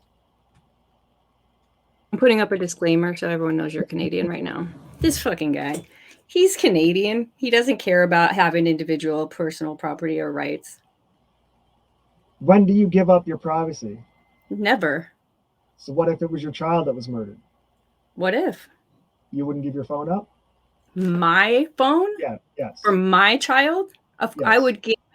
I would give all my rights away to help my child. So what about your stepchild? I would make that choice to do that. What about your adopted stepchild? Same. What about your cousin? What was the question again? Would I what for my cousin? Give up your rights to your phone. Just because my cousin got murdered? Yeah. No. I would look through them. I'm not saying I wouldn't look. Family, your tree of privacy stops at your family. I said I'm not saying that I wouldn't look through them personally. I wouldn't give up my rights and my personal property to somebody. You said if it was your child, you would completely give it up. My child, right? Yes, and then I moved it to stepchild, and it got to and your I said cousin. yes. No, and that's where the line stopped. Right. That's what I'm saying. To give up my device, but it has nothing to do with the helping. I would still help. I could still look through my device. It's not like I'm saying, I'm not even going to look. It's my cousin. I don't give a shit. No, I'm going to look myself. I'm not. Yeah, I know you would. I'm just talking about that one privacy aspect of helping. Like, so your immediate circle stops. I don't see why it would be helping, but I would look through that myself instead of giving up my personal privacy. You can't see what you don't know, though. Right. That's a fishing expedition just because you hope that maybe you're going to find something. What if you do find something? What if you find that video of me driving 170? Hold on. What if you find that video of me driving 170 on my phone and now suddenly you have a different crime to charge me from? They're not worried about that. Bullshit, they're not. My ass, they're not worried about that. But all right, so that video of you doing the crime is on your your thing, but your child is murdered and they want to use it to find. I'm willing to put myself in danger for my child is what I'm saying. Sure. It's not danger, it's just privacy. If I'm putting myself out there and giving up my right to not incriminate myself. I'm not saying you're wrong. That's what I don't think I'm wrong either. I'm explaining why I would do it, knowing that I could be incriminating myself in many other ways. That's what I mean. So that's what I say. Your privacy window is just the people in your household, basically. That's not a bad thing, but that's where your privacy window bubble ends, right? So if it involves somebody in your bubble, then yeah, fuck my privacy, find them. Probably. Okay. I'm just curious, like different people I think would have different bubbles. Like I think liberals would have like a fucking bubble out to here with everybody within the United States of America. Go ahead, go through my phone, right? Nothing. You got nothing to hide. Because if you've got nothing to hide, right? That bullshit. I don't think your bubble should be out here either. I'm just wondering where the bubble is for different. Yeah, I Like don't. some I people don't. say, "Oh, if it was somebody in my town, I would give it up," or if it was somebody in my school, I would give it up. Kufrak says, "Why do we care what Kate has to say? Because we spent a lot of time listening to what other people have to say, and it's really, really good to listen to someone else from the other side." And apparently, she's a lawyer, so she may be. Is she? We made that. We might have made that up. Hey, we made that up, but she sounds like she talks like one, or she watches a lot of lawyers talk. She watches better lawyers than we do because we don't know none of the jargon. She uses more big words than other lawyers we watch. All right, so we're going to get to this. Clearly, they want to try this case in the courts, at least in my opinion. They're not. They can't really try it in the media, but this is really about like, let's get the evidence, let's get the forensics, let's do this the right way. So this entire time, her cell phone has been sort of in the ether here because Commonwealth needs it. They're supposed to give it over. There's even a search warrant, but they're claiming privilege. So this has been going on for well over a year. So the Commonwealth has indicated for over a year and a half that it has no objection to the redaction of privileged communications and seeks only the communications and data to which it is lawfully entitled. There you go. Pretty reasonable. Yeah. On or about March 22nd, 2023, the Commonwealth provided the defendant access to her cell phone and all extraction data. With the one-sided knowledge of what her cell phone evidence may reveal, the defendant has continuously and purposefully hindered and delayed the Commonwealth's right to examine this relevant evidence. As of July 21st, 2023, the Commonwealth has yet to access any information or evidence, including that which may be inculpatory or exculpatory from the defendant's cell phone. So they're saying there might be stuff that is incriminating. There might be stuff that exonerates you, but you won't Right. see it, right? And they're legally entitled to, and this has been going on for a year and a half. Innocent people do this. I'll Do you think that. you could ask for immunity For months, the on defendant anything delayed but the responding to the murder Commonwealth for your as it sought to data? facilitate the third party. On anything but the what? So you'd be like, I'll give you my cell phone, but I want immunity for every crime outside of the one you're investigating right now. So if I like was beating puppies with a stick and shooting, torture them in You heard it video, here first, folks. Canada's I have fucked. immunity. No, I would have immunity from that if you found it on my phone, kind of thing. That would be a smart thing to do. It sounds like they're already saying, she's saying you can't have it because I have privileged communication. They're saying redact it all. We don't care about that. We're looking at other shit. And she's like, meh. Yeah, I think if you could get a partial immunity thing, I think people would be more apt to give up their, because then you can get away with a lot of shit. Yeah, but what happens if they immunize her from some crime and they find out that's exactly the thing that they needed to be looking for? Like, I don't know. I wouldn't even know how that works. We need Kate on our show so we can ask her some lawyer shit. Party extraction. It was not until the defendant appeared before this court that she agreed to the third party extraction. So they had to have a hearing and bring it up at the hearing. That's pretty much what happened. Following the defendant further. Cool folks said. Just giving her Puffer, man, you're gonna find some bad memes on my phone. Godspeed. Cool Frog. We're here. Sparky says dumb take. Don't talk to police. Never talk to them. I agree. Right. Puffer says also we don't have evidence from the prosecution to defend yourself. Weird challenge. That's true. So, like, yeah, all the stuff that the prosecution has gathered that doesn't help the prosecution but could really help the defense, the prosecution, I don't know, is giving it to them. Do they? Or do they have to? Isn't that No, the there's. where they have to? Well, we only know Turtle Guy's version of it, right? So in their version, she's asked for a lot of things that haven't been turned over, like her car data. They say that there's proof that she was driving in reverse at a high rate of speed and hit something. It's like, yeah, maybe that's when she backed out of her garage the next morning when she was in reverse and hit something. Yeah, You know, so I don't understand what's happening here. Why nobody wants to like be forthcoming. I guess that's just because lawyers are involved. Lawyers, money. Cool. I'll go back and read my other questions. Is Kate just giving her opinions, or is she factually trying to make us believe her thoughts? I think she's doing exactly what we're doing. Yeah. Cool Frog. Why So do we care? 100% accurate, Never 100%. give your phone to anyone ever. Yeah, I agree. Cool Frog. No, that does not have to need to give up their phones. Should do such a thing. Why do we assume that someone that knows them is going to tell the truth about the situation? I don't know. It just seems like someone who knows them is probably going to have an interest in finding the truth. I don't know. They're going to look at the same paperwork we're looking at with a different angle, so it could mean a whole different thing to them. Okay. This is only 4 pages, so. Yeah. Yeah, reading the same thing with different ideas, like different ideologies, will give you a different outcome of what you read. 2 people read the same book and have a different theory on what the book means. Are you playing it? I can't hear it. You can't hear this? No, I'm just looking at chat silently. Oh, you're right. I wasn't showing this. There we go. Nothing much happened. Okay, but I will go back a few seconds. Attorney General. So this sounds to me like, you know, they keep coming up with excuses, and the Commonwealth keeps meeting them there and going, okay, like what else can we do? Either way, we need your cell phone. And every time it's like, okay, we'll meet you there. Like you win, Karen, your way. Another issue popped up.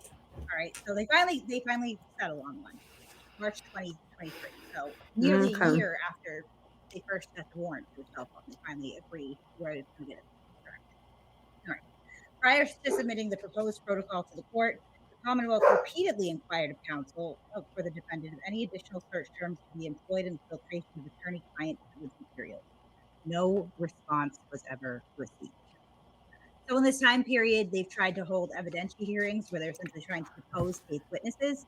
They filed a motion to recuse the judge based on very, very silly grounds. And it's not just me that's it. I've heard other defense attorneys. All right, what are the grounds, though? It's ridiculous. Oh, wait, she said other defense attorneys, so I wonder if she's a defense attorney.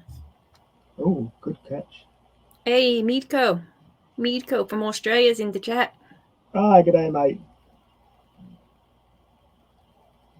Oh, she said, AJ Harris says, watch both the last 2 videos. Her most recent 2 vids go over a lot, and one gives a link to all the legal docs. Turtle is paid by defense. She was talking about her mods being on video. Wait, what? See, you're listening to someone who's damn paid opposition. No, but that's your fault. Just kidding. So was I. You had to listen to both sides. You said you was going to do bad cop, and so that's what this is. I think it's the both sides thing's good because the one who's lying the most is easily tells that they're, you can read it on their face that they're the one lying. Huh? When you have an argument with 2 people and one's right and one's not right, if you watch them, I think it's easier to watch their body language and how they say and how they try to convince you of the lie, where the other person just makes sense when they're talking. I don't buy that. I don't think you could tell someone is lying. I hate that. I think that I've seen the body language, guys. I understand that it's like a process and there's so much to it. And possibly if you've done it for a long, long time and you've spent a lot of time analyzing people's, what do they call that, baseline? Then sure, maybe you would be better at that. But in general, I call bullshit on you being able to see who's lying based on who's trying to sell the lie. I guess where I'm deaf in one ear, I read body language since birth way more than other people. I read lips and all that stuff. So I see it more than other people. I find that people that have good ears listen to the words more than they listen to the delivery, I guess. That you might have a extra. It's not a guarantee. I think most of these. He's cutting out, I think. And they make it fit to what they want it to fit. But yeah, I think you see sometimes too where you'll watch somebody testify and you're like, bitch, that ain't right. You'll look, you'll even confuse you, that's not, no, you're lying. You don't know why or how but just the way you watch them, you're like, no, lying. Yeah. You don't know why you just know that it's not right. Veruca Salt says Turtle isn't paid by defense. Oh, we have a battle in chat. Happening now. Car computers turn on their owners. Squaw Bob. Yep. Her videos show Turtle Boy give himself away being paid. She's not a lawyer. Her talking about meeting up and shit at the beginning of the video was about her mod, not in chat.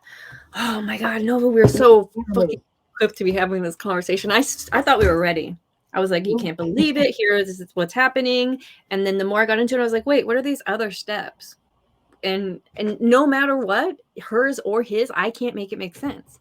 Or the house's story or car story. Yeah, I don't know how to.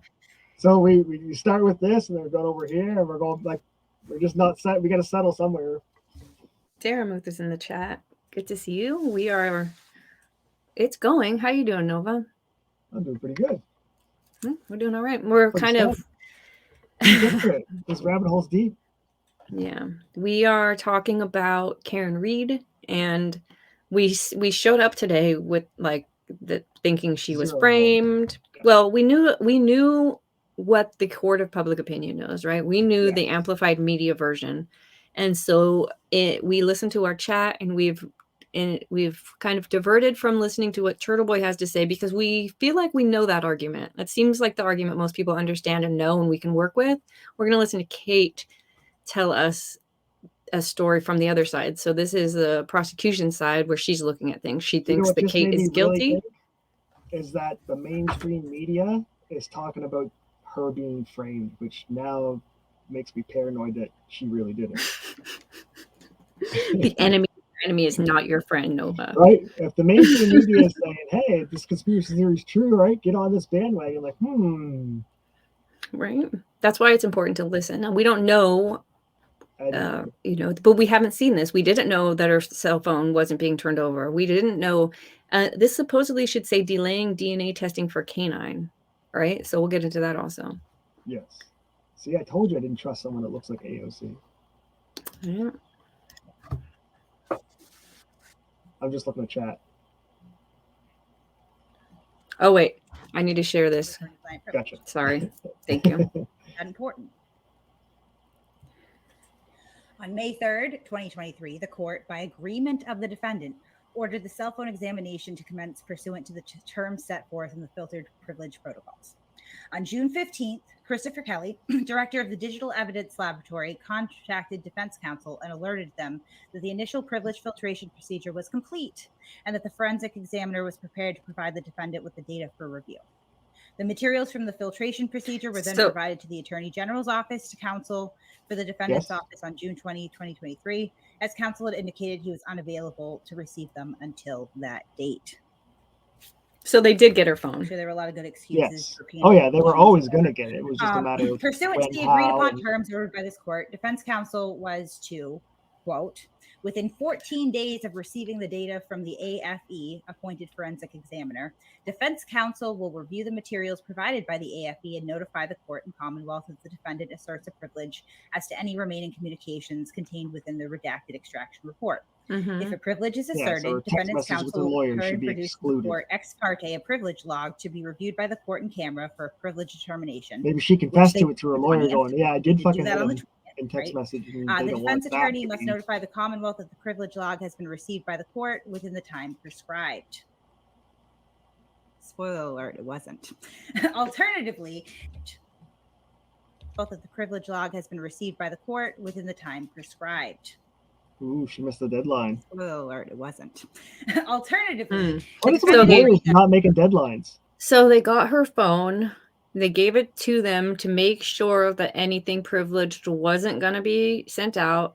And then they still never sent the records. That's where we're at on page by. Okay. That quote, if there is no assertion of privilege, then the court and Commonwealth should immediately notified in writing, and the redacted version of the extraction report should be produced to the Commonwealth. Yeah. Yes. All right. You missed your you didn't agree to this contract that we both agreed to, so we're doing it all now. Right. So on July 18th, 2023, 28 days after receiving the extraction report. So the defense has had this for 28 days now. All right. It's always the final minute, eh? 2 text messages.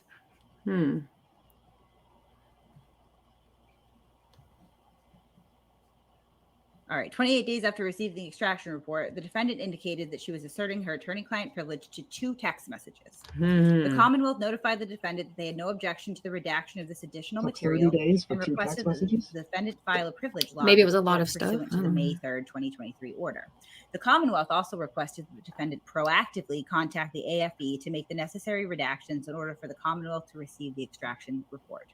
As of July 21st, 2023, the Commonwealth has not received a redacted version of the extraction report, right? So, I mean, the deadline was July 5th. So the defense is going to They try and didn't even blame get the it over third the court party for until not sending it to the 15 court. days past the due Oopsie. date, right?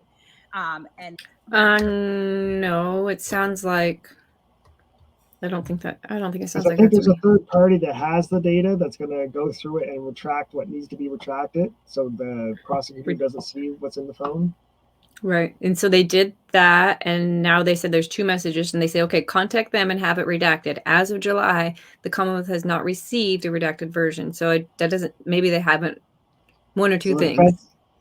the defense hasn't mailed it to them or sent it to them, or the third party hasn't mailed it to them or sent it to them. And I think the defense is going to go, oh, I thought the third party was going to do that. Our mistake, sorry. And the third party's going, no, I sent it to you so you could send it to the people you needed to send it to. It was 100% on you.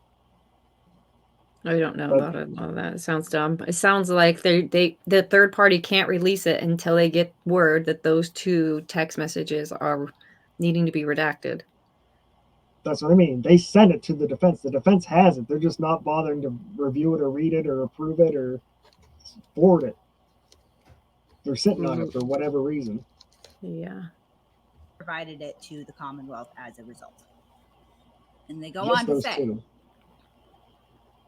the Commonwealth has been restrained from reviewing the defendant's cell phone data for almost 18 months. The defense has had access to the entirety of her cell phone data since March 2023 and has construed cell phone data voluntarily provided from witnesses to create a third-party culprit defense while refusing to provide the Commonwealth data from her cell phone that could That's establish her suspect. whereabouts and Big time. actions leading up to and immediately following the murder. As it pertains to the defendant's cell phone, the defendant has exhibited a pattern of delay without explanation or excuse to prohibit the Commonwealth from reviewing this relevant evidence. Therefore, Yeah. where the defendant is in This is new violation information. This is on sus. May 3rd, 2023 order and the Commonwealth assents to the asserted privilege, the Commonwealth moves that this honorable court expeditiously review the defendant's privilege log and order the Digital Evidence Laboratory to provide forthwith the redacted extraction report of the defendant's cell phone so that the Commonwealth can review this essential evidence that the defendant has possessed for over 4 months. End of report. So it just sucks, I guess, in a way, when you are repeating the same. I didn't see anything about the over and over dog. Where again. else is the Of dog? course, we're talking to the homeowner, Brian Alberts. Look at something else. Let's look. There's another motion that filed today. And this one, I think, is even more telling. All right. Okay. So this is the second. This is the motion for timely protocols for evidentiary testing. So again, we're not going. I'm gonna reach out for a second. My mic For sound any assault. different? Say that again. Does my mic sound any different? It sounds like I hear more background, I guess. The mic sounds all right. What about this one? Say something again. What about this one? Does this sound any different? Now, the background noise is gone, but you sound a little further away now. What about now? Probably fine. Probably. It's hard to tell.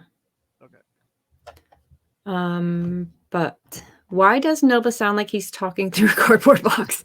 Oh, damn. That's a good question. Does this sound any better? That sounds perfect, I think. Oh, we'll leave it like that then. Puffer's behind, so don't listen to it. She might have sounded worse, but now she might say it sounds better. What about now? It's good. We can't hear Nova at all now. Sounds great. There. Cool Frog seems to be in a bad mood. Just watch. You can get all the propaganda from both sides. Yes. So it says someone who does a news show. Hold on. Let me pull up some Fox News articles and read them to you. Okay. Watch her most recent 3 videos, even though I think the one before this has chili in the title. Just watch her most recent 2. 99% sure. We can't. Getting better. They say it's getting better. Perfect. Barkasalt said, Kate Peters has been caught lying in court many times. She has a hard on for Turtle because he outed her a few years ago. We got some infighting going on. Yeah, we don't know anything about all that. But nobody's perfect. That's what my 6th grade teacher used to say. Nobody's perfect. Like, oh, you're right. So this is the Commonwealth's motion to establish timely protocols for evidentiary testing. It is 3 pages. We'll hear what My opinion is slowly changing. Is it? Yeah. Okay, let's get to this. So we get this shit done, right? Get this shit done, Kate. If you got a good case, try that bitch. Or the defense is going to try and drag it out and then go, just wants to try we're not getting a speedy trial because it's taking so long. some And they're the reason, ones fucking dragging it out. Reed doesn't. She'd rather make Dateline appearances and have a Commonwealth. All right. Here we go. Commonwealth respectfully moves that this honorable court establish timely protocols to assure compliance and facilitate testing with the Massachusetts State Police Crime Laboratory or any outside laboratory relative to evidence in the above case. Throughout this case, the Commonwealth has disclosed all evidence in possession of the crime laboratory and timely provided the defendant access to and information regarding this evidence. Once the crime laboratory completes its testing, the Commonwealth has agreed to permit the defendant to view any evidence or conduct their own independent testing if in compliance with the laboratory's protocols and procedures. As of filing, the crime laboratory is still in the process of testing evidence relative to this case. The Commonwealth has requested that the crime laboratory expedite. Why are we charged if we still have evidence that hasn't come back? Still in the process of testing evidence relative to this case? Maybe they know that he was going to dump her. All, where do you come up with this shit? Right. So maybe all the cops know each other and they all talk. Maybe he was going to dump her and she killed him and they know that she did it. They just need to prove that she did it. So they know. They just can't prove it yet. Maybe. Dun, dun, dun. They're saying, look. My special mix, that's where I get it. This case, we've been giving you the, forensic, doing the forensic testing and giving you over the information as we're able to. There's a delay with the lab. We've already proactively reached out and said, hey, can you expedite this, right? Like they're doing what they're supposed to do, right? And so what's the holdup? The Commonwealth informed the defendant that the certain pieces of evidence require exhaustive testing. And that means that when they test it, the specimen is gone. So they can't test it and then give it over to their expert and have them test. So it's like a one-shot deal. That's what's going on with that exhaustive testing. I looked it up. I was going to say, I'm glad she knows this. Good. I'm ignorant. Thanks, learning. Kate. But she's one of us. We ignorant too. One of us. That's what exhaustive testing is. And they actually brought this up in a hearing, I believe a month or maybe even 2 or 3 months ago. I think it might have been May. They said, hey, we're still waiting on some stuff back from the lab, and we have this exhaustive testing. The hair on the car that we found, the human hair on Karen Reed's rear bumper. No, sorry, it's the rear quarter panel of the car, and it's quarter panel. Rear quarter panel had a human hair. Expert there, who the expert is, and we need to get this done. Yeah, let us send you a form, defense, and you've been That's filing all these ridiculous motions, but you're not filling out the form. It's hard to believe that they found a human hair on the quarter panel.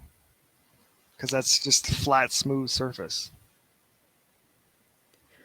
Well, let's look at her vehicle one more again. Share this instead. This is the quarter panel. So technically the light is in the quarter panel. So there's no reason why there couldn't be a hair here. Well, no, the quarter panel is separated from the light. That's that cut out of the triangle. Piece.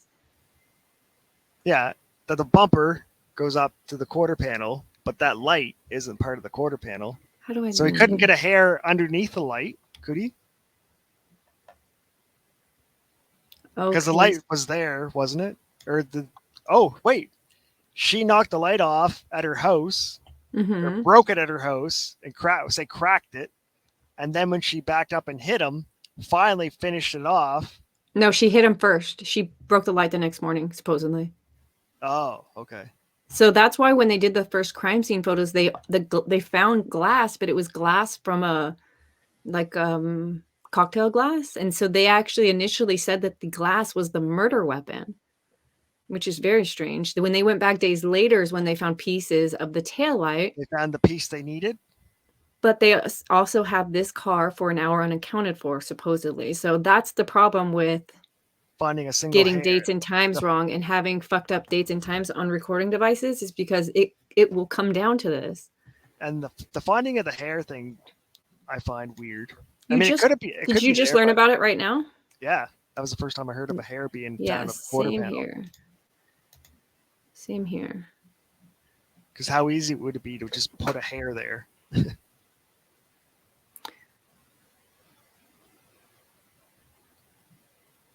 And how did it stay on there? Well, I don't know. Because it was a blizzard, it would have blown off, right? One hair in the middle of the blizzard stayed.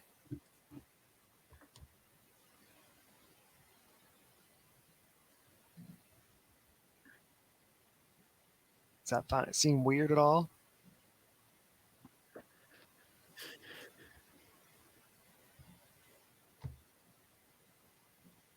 Now I'm back to framed. See, different evidence changes the perspectives. Yeah, and it was her boyfriend's hair on their own car that they shared. It could have been there for months. Yeah. Or it was inside, and when they opened the hatch to see what was inside, it just wafted out and landed there. Yeah. Yeah, I think the hair is a non-factor because he was in that car, on that car. But if they're saying that she hit him with that part of her car and his hair is found on that part of the car, I wouldn't say that's a non-factor. His hair could have been there for 3 weeks before that, the whole time. Darren said, Nova sounds normal again. Still Canadian, though. I can't fix that. Unless I go somewhere where there's a different accent, I'll slowly change my accent. No, AJ Harris says, oh my God, you didn't know about the hair on the bumper. No. Yeah, sure. Little Karen murdered big cop with a cocktail glass. I know, right? Yeah. I just can't understand. If there was glass to be found, if there were pieces of something to be found, this is clear glass that they find the next morning, but they don't find red taillight pieces? Yeah, and they found glass in the snow. You know how hard that would be? Dirty snow on the side of the... That'd be so hard to find glass. I never saw the actual... I'm not even sure if there are crime scene photos. 1 hour alone with the car. Wink. I mean, I'm sure there are. I'm saying I haven't seen him. I don't know. It says he was face up in the snow. His cell phone was underneath him. He had one shoe off. He had his shirt open, I guess, because of CPR. Why was his cell phone not in his pocket when he was hit? I don't know. And supposedly they were all texting him. The car lady, Karen, says she was texting him. The house people say they were texting him. But he doesn't respond to any of them. It's almost like he got out of the car, slipped, hit his head, and no one fucking knew it. And he just dies. That could be a major thing, because in Canada you have that a lot. People die just slipping on the ice and going out to get the mail, and then go back, smack their head, and they just die because if they live alone or no one realizes, you're just out there in the cold, unconscious, you freeze to death. But then he has the scratches on his arm that make no sense. So it's like there's too many pieces. Maybe they let the dog out to piss and the dog took a little chew on it. God damn, this dog. Chloe's the worst. This is all the dog's fault. I feel like if it's the dog's fault, strange. They easily throw the dog under the bus, but they don't. The dog does attack someone later, and they do rehome it later after it does do this. So if it did it then, you'd think they would be like, okay, but I don't know. Let's listen. I could see the slip and fall death easily. And then maybe she did her back into the driveway 3-point turn, and he was laying down already when she backed over him. But look how she can even back out of her own garage without hitting a car. She might have hit a person then too. I don't know. So many different angles. It doesn't seem like. I mean, you think that if you hit him, that he would have internal damage, Wait, like a broken rib or something. Wait, can we get the specs on how high this car is off the ground? That car, that's an SUV. Cool. That could be 20 inches off the ground. Well, these are probably, probably. Let's keep listening to her. You can measure the car. What is it? What is it? It's a Lexus LX3 570 2001. Okay.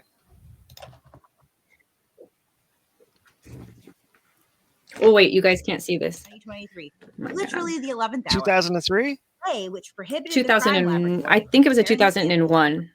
This happened January 2022. She was driving a 21 Lexus. 2001.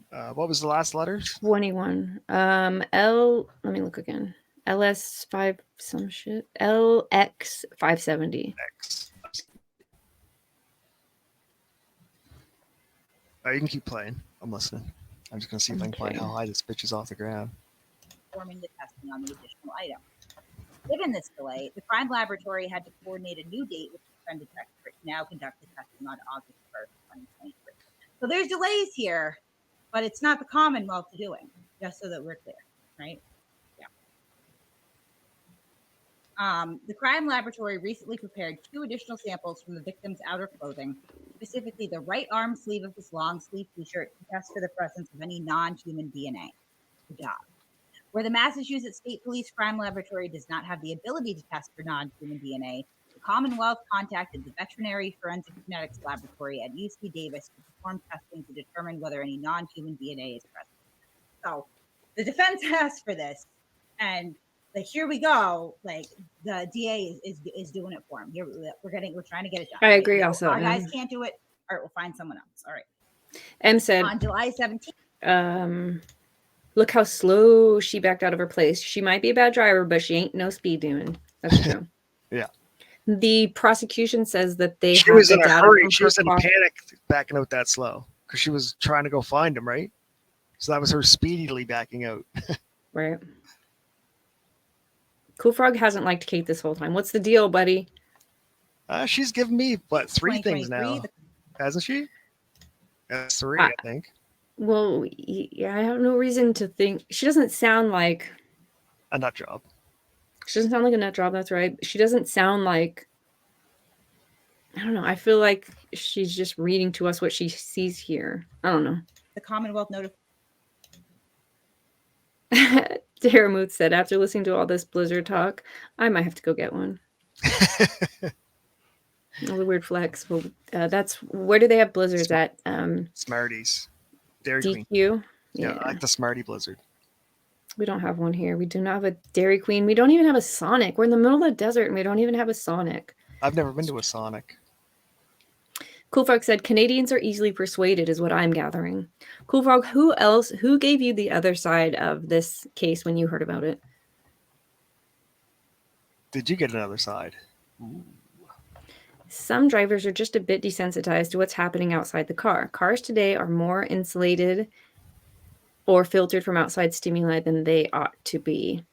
I actually am afraid of, not afraid of, but I have a irrational fear of electric cars because how quiet they are. That's actually a big thing. I know. I hate it. watched a big thing on that because humans are instinctually listen for it. So if that not coming up on us, we don't have like a, hey, there's a loud truck coming up the side of the, like I used to hitchhike all the time. And you'd hear it coming beforehand. It was those quiet little cars that were like not really going So fast, wait. which just fucking surprised you. Wait a minute. So then this right here, where is the damn picture? This right here, he was wearing a long sleeve shirt when this happened. I'm just finding that out by reading these having Kate read to us. Did you? I would have. So that does that make it different for you? Long, yeah. Could it be a thin or a hoodie or just like a thin shirt? Well, it's cold, right? But he wasn't going outside. He was just going from the car to a house. Well, they Like how went women from a dress in basketball fucking game skirts to and a shit. bar to another bar and then to a house Oh, look at the party. picture of him we're in the bar. What was he assumed he was wearing? dressed for the weather. I haven't seen him. No, there's videotape of him in the bar that night. I haven't They were seen it. hugging and kissing. Yes, you have. Oh, I have? Yes. I actually haven't. There's video of them in the bar together, and they're all lovey-dovey the night of the murder. It was all over the news. You haven't seen that? Yeah, she was kissing all up on him. He was rubbing her, so like trying to show that they weren't in a fight or all they weren't mad with each other.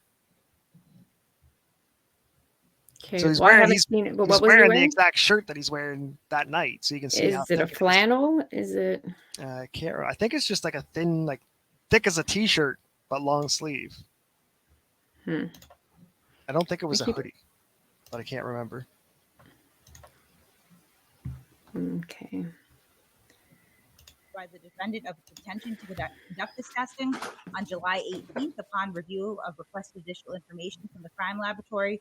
The defendant indicated her probable intention to assent to exhaustive. Wait. Cool Frog said I have not heard enough about the case to be fair. I just do not believe this lady that seems to have an agenda against Turtle. I don't know Turtle or her. I'm just listening to what they have to say. I haven't heard her say anything. She hasn't even mentioned his name yet, has she? I don't, not that I could see yet. I'm confused by that. Cool Frog's Dan is the Fed. Are you outing yourself as the Fed right now? You know too much about this shit. I don't think she's brought up Turtle Boy, at least in this one. I haven't heard her say it. This is the first video I have ever clicked on from Kate. I don't know anything about her. She could literally have a vendetta. Somebody in chat has said that they have a thing for each other, but I don't know. To the lowest you can make that vehicle go is 8 inches off the ground. Daremuth. That sounds true. Canadians do seem to be easily persuaded. Just look up their prime minister. He's a Chinese Trojan horse. We didn't vote for him. That was a coup. We got fucked over by his dad. He should be hung for treason. Just saying. Now you're saying the lowest that this car can go is 8 inches off the ground? This is a major off-road vehicle. They just have street tires on it. Okay. So the lowest that they could put 8 inches. So that's, if you're laying down flat, I don't know how big that cop was, thickness-wise. No, he might have been able to fit under there. No one is saying that she ran him over. They're saying that she hit him. Are you trying to see if he's going to fit under this car? Well, that's what I'm saying. The scratches on his arms, the only way I could think of him getting it would be from going under the vehicle. Oh. That's the only way I could his shirt would be... Or the dog. Like, there's under the vehicle the dog. I don't know why there'd be another explanation for the scratches. It wouldn't be from hitting the car. It would have to be from the undercarriage of the vehicle driving over him or backing over his body. He's got a bruise here. I'm thinking he was dead and she backed over. Maybe she backed over his body. How did he die? Wait, he got out of the car alive. I don't know. Well, how did she, you gotta have to get him out of the car and dead before you can decide she backed over him. And he didn't get none of his, I think he's got a skull fracture, but the rest of him is intact. I don't think his arms are broken. His legs aren't broken. He has got no trauma to his chest. I want to see his whole body. She just hit him. Maybe she hit him so hard. Boom. He flies back and lands where he lands. Cell phone flies. Oh, shit. Cell phone flies out of his pocket. Shoe flies off. Lands directly on top of his cell phone magically.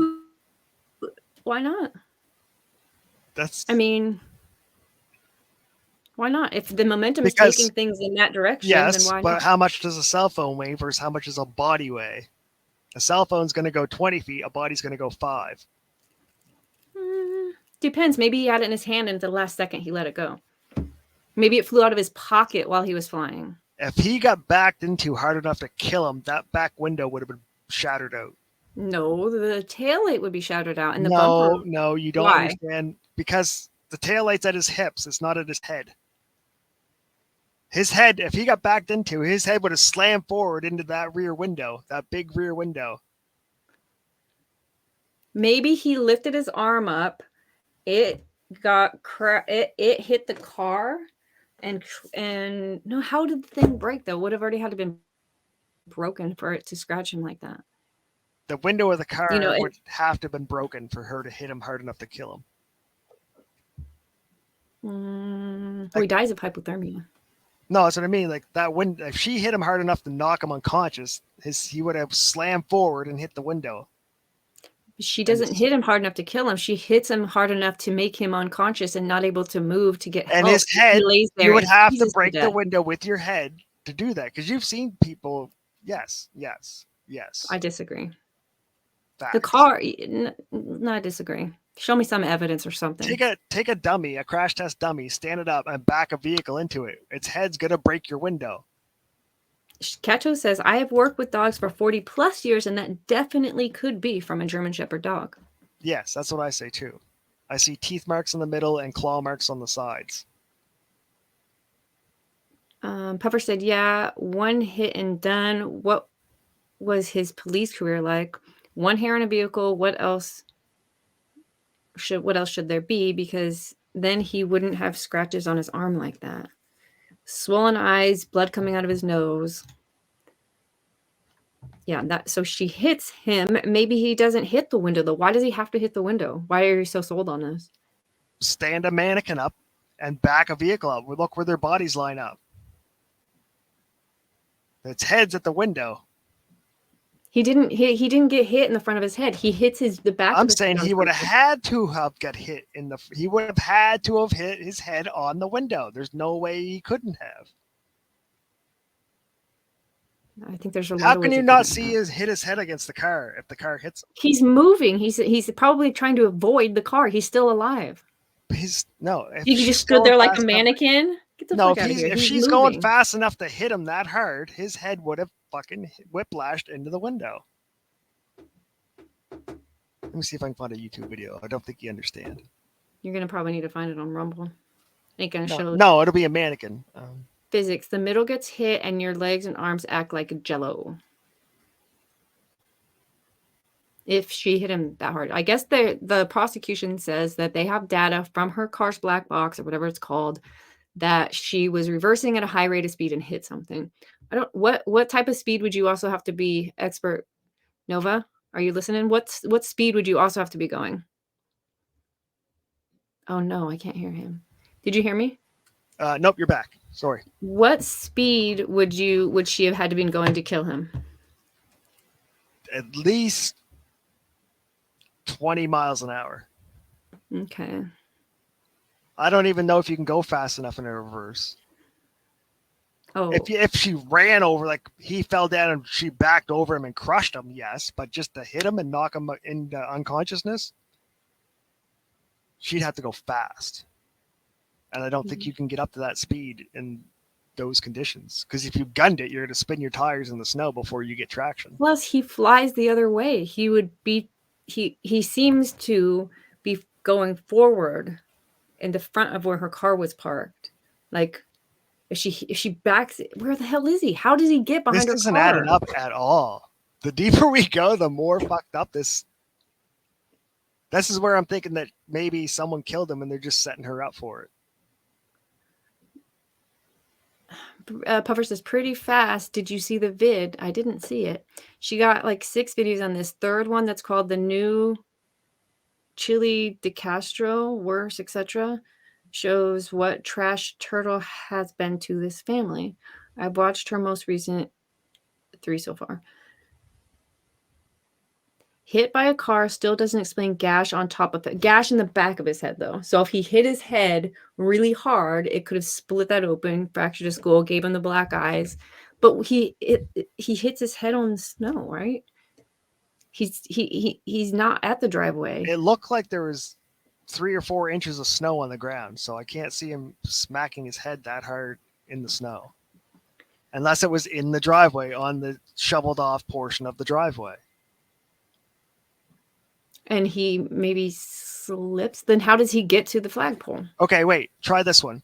Okay. He gets out of the car, walks behind the car, and starts to go up the driveway, right? He walks behind it, though?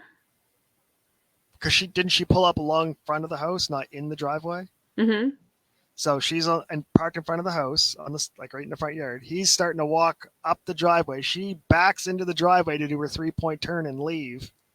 As she's backing towards the driveway, he slips, like I say, that happens in Canada.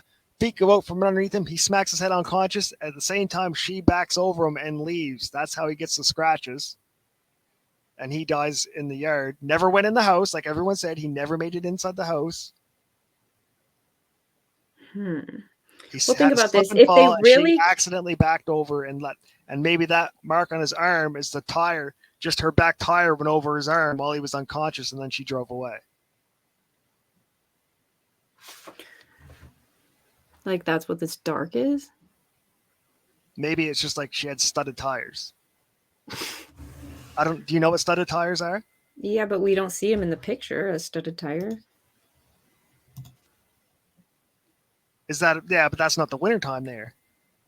This is them. This is when they impounded her car. Well, no, that's in their pavement. That's dry. Isn't that dry, clean pavement?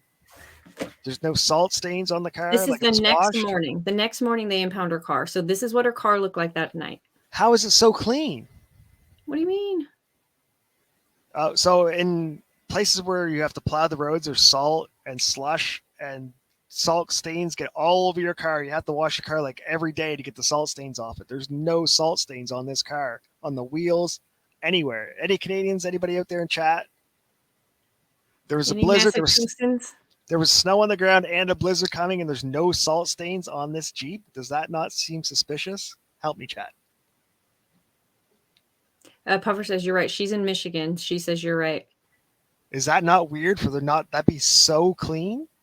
Especially if they just picked it up and put it on a flatbed and took it to the warehouse. And you saw the video of them doing that, right? That should be coated in salt. Unless they pressure washed it all off, which why would you do that? Why would if they you're looking do for a that? single hair? Shouldn't even look black down there. Canadians right. know things. Squab says Canadians know things. Yep. Manitoba here. M said yep. Yep. Okay. So then. This is a major clue that I don't think anyone sees. It should not be that clean. So they cleaned this car as well and put the hair on there? How would you not? It's so clean. She parks in the I have no idea. It's a garage car. Does that matter at all? No, because once you leave the road, the second you touch the road, so like when you drive in the rain, all the wash that comes off your tires, and you have to turn your wipers on if you're behind. Oh them. yeah. Picture that being salt water. So as soon as it dries, it turns your car white. Damn, we need better pictures. Okay, she said that if we go to this channel, share this tab instead. Let's minimize this. We'll go here. She says that there's and one of these lessons in ethics from reputable source trolls. One of these, she said, has the court docs attached to it. This is 11 months ago, so this can't be it. Just type in Google road salt on cars and go to images. Here in YouTube or on Google? Google. And say what? Just road salt on cars and just do like a Google image search. It'll bring up all the cars with road salt on. Road salt affects cars and images. See the color of these cars? At least white or something. That's what I mean. Super white. Her car's way too clean.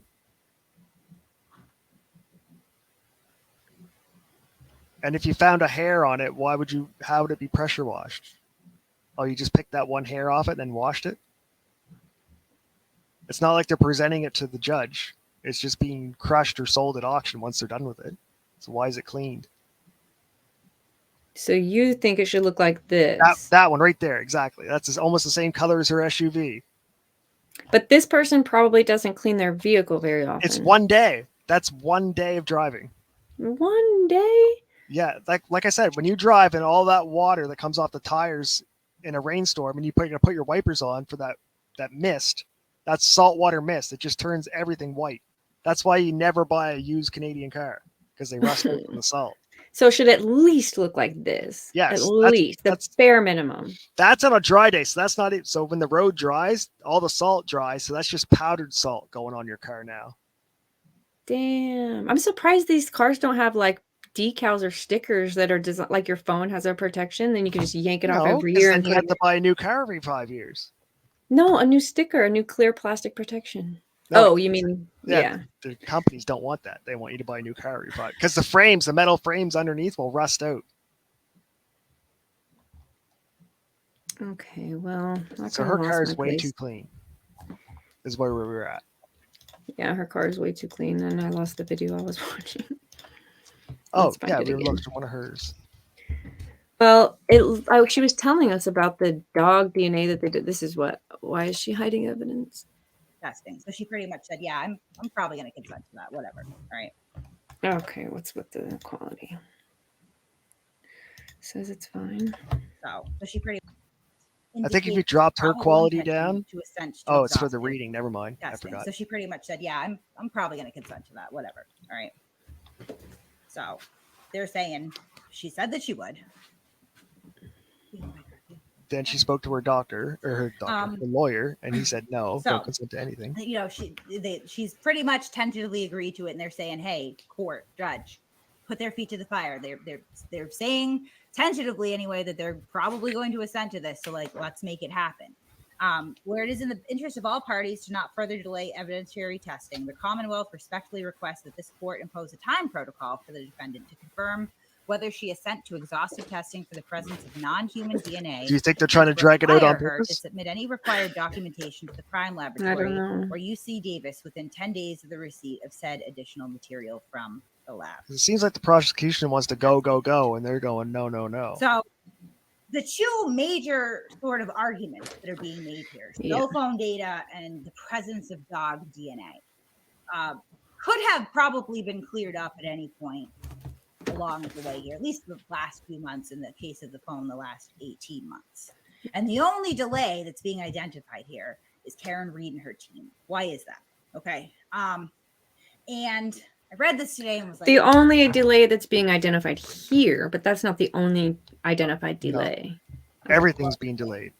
maybe this is not going to convince you that she's guilty, and it really probably shouldn't, because it hasn't gone to trial yet. So like, it just looks sus. Her guilt and innocence, are TBD, right? But it should give people some pause that the same arguments that you're making against Brian Albert, Colin Albert, Jen McCabe, Trooper Michael Proctor, every single government. We haven't heard any of those allegations yet. Touch this case, but this big cover up. A lot of your Turtle core Boy has arguments them. here kind of slap back in the face of the defendant right here, because she is demonstratively doing the things that they're accusing others of doing. And, you know, they're complaining in their motion to recuse the judge that they feel like the judge is delayed in ruling on their motions. They cite one motion that took. But they're the ones 19 doing the days to delays. That's rule what I on, said. They're trying to another one that took make this in a 22 timely days. case. I don't consider it to be a delay. Speedy I just went through a trial whole issue. civil court thing. It took a really Wait a long minute. time for the judge to rule on that. Oh, Probably not where? as long as it How do I could get be, back to right? this lady? You know, Pause. Let me go here. So I went to go see. I'm pretty sure I saw the documents on what the prosecution is holding up here on this Turtle Boy page. But look right here. It says Canton cover up, part 92. Video of Karen Reed's Lexus in state police custody shows no dents, taillight completely gone. It is completely gone. That's what I said. It's not broken out. It's removed. I wonder if that they removed it as evidence. I wonder if it's in an evidence bag or something. I want to look at this because I want to see. Why is it so clean? That's my question. Yeah, I wonder if there's other pictures of her car here. Is there a picture of them loading it on like the flatbed to take it to the inspection place? Yep, look at this. That is spotless. That's got to be no, because that's summertime. There's green leaves on the trees. No, if it was winter, there'd be no leaves on the trees. Okay, thank you. they impounded her car in January. So when's this video from? it says it's in May 2022, 3 months after Karen Reed was charged with manslaughter. Before she was charged with murder, the police allowed a private investigator to film the Lexus. So this is May 22, 4 months later. Do you think regular rain could have just washed this car clean? It'd be hard, but it could. That looks polished clean, though. And if you wouldn't leave that tail light out like that because rain would get inside the car and Okay, inside thank the you. electronics. Hmm. I know, something's not It was adding pretty up. clean. I don't know what it is, but it doesn't feel right. Like that looks like it was detailed. There's not even water spots on the window. But what if she just got her car detailed that day? How would it look, by that evening? True. Would that make it this? I thought this was still in the possession. I thought those photos were from impound of the cops. They are, but what if she got her car detailed before she did anything that day? She got her car detailed right after said work, this was in the police impound. went to the basketball game, went to the house, Well, and got her car no, impounded you don't the next understand. morning. Salt, the second you move your car 10 feet, it's got salt all over it. So it wouldn't matter if she got her car detailed the Nope. morning. If you pull out of the car wash, by the time you get home, it looks like you weren't at the car wash. It's that bad.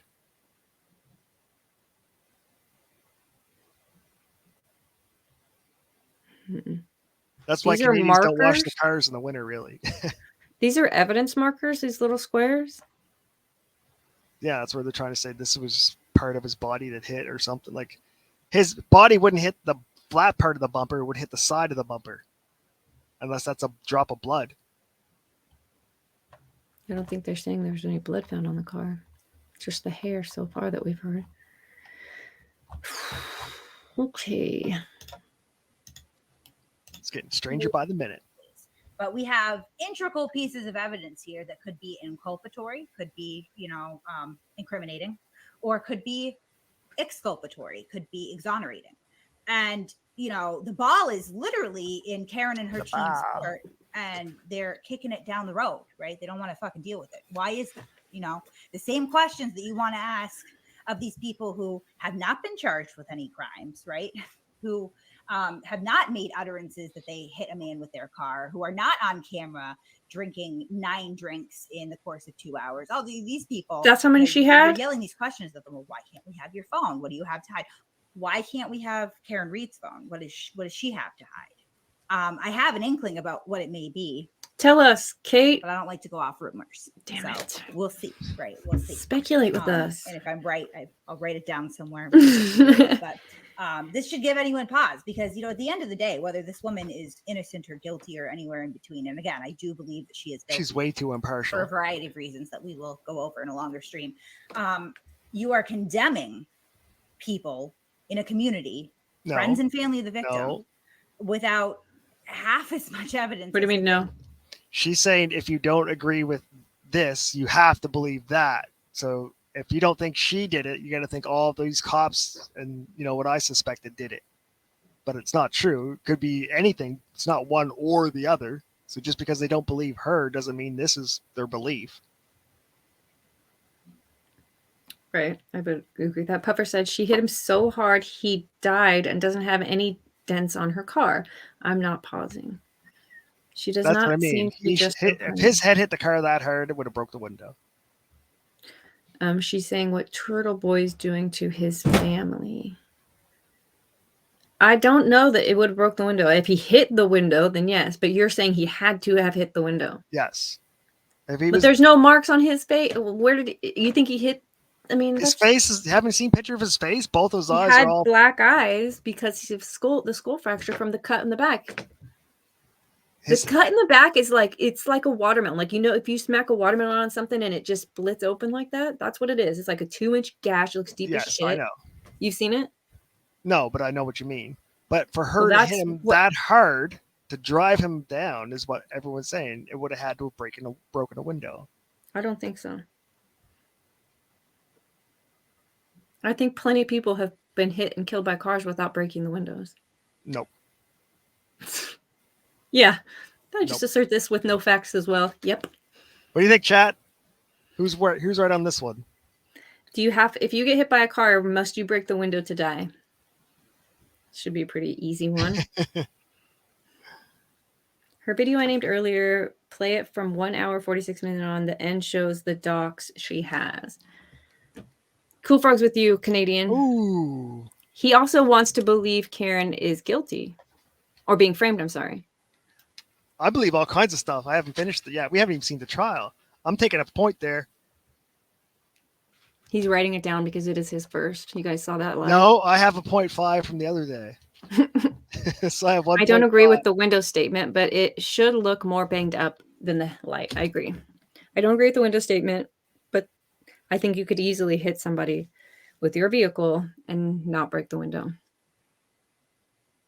And have it be enough to maybe you see people get hit by cars like when they're driving really fast and they hit the hood and they roll up and hit the windshield, break the windshield and fly off and they don't die. This is another movie example. A windshield is 10 times harder. What? She didn't hit him. She did. No, I actually haven't seen that in real life. I've never seen someone roll off a car, hit the windshield, and shatter it, but I have seen it in movies. What? Type it in YouTube. There's thousands of them. People try to jump over cars because they think they're professional athletes, smash into the window. Okay, I think I might have seen something. I think it's if teenagers who dance walk up and down on a windshield of a car, break it in. And they're not getting hit by it. They're just standing on it. All the windows in a car are designed to shatter with a little impact. Well, Versus how a should I windshield. Google it without? I'm looking on YouTube. Car hits man, breaks windshield. Without fucking leading the witness, how do I Google it? No, you wanted to see if it was proof that it could be done. So should I type in man hits car kills man doesn't break windshield and see if that's true, and then I'm right? Yes. Because there are no videos of that a man died getting hit by a car. Just look at this feels ignorant. It does. You're just mad like at a point. No, this feels ignorant. Like you have to break the window in order to get hit by a car and die. Yes, because you don't understand. These windows breaks easy, which means the car has to be going fast enough to kill you. But what if she just hit him with the bumper and threw his ass out of the way? Hit what? But his shins? He died getting hit in the shins? He didn't have any. He hit the back of his head somehow. Maybe he jumped out of the way from the car. She hit him. No, he has no marks on his shins as far as we could tell. Well, then she didn't hit him in the shins. She hit him in where? Maybe he just jumped out of the way from the car. He has no hit. So she didn't hit him. So now she didn't hit him. Well, there's no. Obviously, we're trying to walk through this, right? Yes. So I don't know if she hit him, and neither do you, unless you know something. Okay. No. Okay, so she's being framed for it. But the defense or the prosecution says she hits him with the car, and you're saying that can't happen because the window would be broken. Yes. And I'm saying, what if she hit him with the bumper? And you're saying that can't happen because because what about his shins? So she backs into him with the car and hits him in the knee. How does that kill him? How does that hit him hard enough to throw him to the ground hard enough to kill him? Could you? Okay. Here's a question. Do you know how Bob Saget was killed? The vaccine. The vaccine. He passed the test. No, he hit his Same head as Heather McDonald falling in the bathroom. Right? Yes, from the vaccine. Just like Heather McDonald Who the fuck cares? Okay, the vaccine. Cracked her skull on the stage. Wonderful. He didn't get hit by a car. He didn't get thrown 20 feet in reverse. He hit his head on a hard object, being the granite in his bathroom. He went to sleep and he died. So you can hit your head without being hit by a car and also die. Did his eyes look like that? Yes, I'm pretty sure he had black eyes as well. So the car didn't hit him. Oh, there was no car in the Saget thing. It was in a freaking Hollywood hotel or some. I don't even know where they were in the Ritz. So Beverly, I don't know where they were. I'm saying you could have just maybe the bumper hits him and he gets out of the way. He gets knocked off balance, falls down, and hits his head without having an impact from the car to break the window. Okay, so where's the high-speed reverse murder come from? The prosecution says they have data. And wouldn't that be manslaughter that she accidentally knocked him over? They're saying that they probably overcharged her because it's a cop. Oh yes, okay. But either way, you can hit your head. Maybe he sees the car coming. She doesn't know what's happening. He dives out of the way. I don't know, hits a bush I don't know how that part happens, but still the hit on the head is what incapacitates him, so he can't get help. And where did the arm marks come from? I'm with you on that story. That's all perfectly believable and probably really, really plausible for keep it simple. But where did the marks on the arm come from? There's no explanation from that from either side. Karen says he went in the house and probably got bit by the dog. I wonder if they let the dog out to pee, not knowing he was out there. In the front yard? You're just letting him outside. You don't care. You're just going out to piss. Hopefully he goes down in the street. But anyways, maybe they just let the dog out, not knowing he was laying there. The dog chewed on him a little bit and then went back in the house like he finished his pee and they never knew. I don't know. Because what you said makes good sense. That makes the most sense so far, but I don't see how they broke the tail light. She broke the tail light hitting the other car. That might have nothing to do with it. But how did it get in the driveway then? Well, the cops were planting evidence to make their shit work. That's the thing. We heard about. That's what I mean. Why would you need to plant evidence if that's how it really happened? Like, why would you need her to go down versus just her feeling guilty for the rest of her life for accidentally killing your boyfriend? What do you? Well, I mean, they're not. They're the cops. It's not like this investigation stays open forever till they find the cop killer, right? No, but if it is what it's could be, and she accidentally did it, the way you say, why not just charge her with manslaughter? Why need to plant evidence and put her away for life? Like, I don't know. I have a question for you, Snow. Especially people. where she said, "I back over him or I hit him? I hit him." Like, maybe, like, why do you need to now falsify on top of that? If you have a confession and you know it was an accident and there was no real ill intent, why start planting evidence? That's what I was gonna say. So, I think on the 28th this happens, or 29th or something. They go back to the crime scene. When they find the shoe and the pieces of taillight, it's like February 3rd. So a few days have passed, or something to that effect. A few days have passed, and So when they go found back, the shoe after a blizzard? a shoe and the taillight pieces. So could the snow have melted enough by then, because we're coming into spring now and now it's revealing more shit? Well, if the shoe was anywhere in the vicinity, because remember they had a blizzard that night, right? Or the next day. The next morning. So the snow plows would have moved everything down the street, or the shovel would have thrown everything. Like, it wouldn't just be right where they said it was found. It would have been thrown away or buried in a snowbank for months.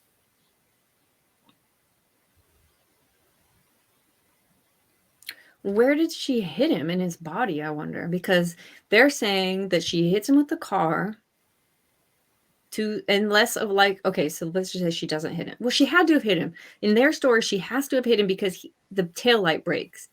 At a high rate of speed. Where did that phrase come from?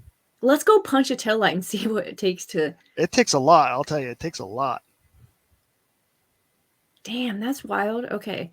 So in their story, he's hit by the car at a high enough rate of speed that it cuts his arm, or he's cut during the throwing, or when he lands in the yard or something.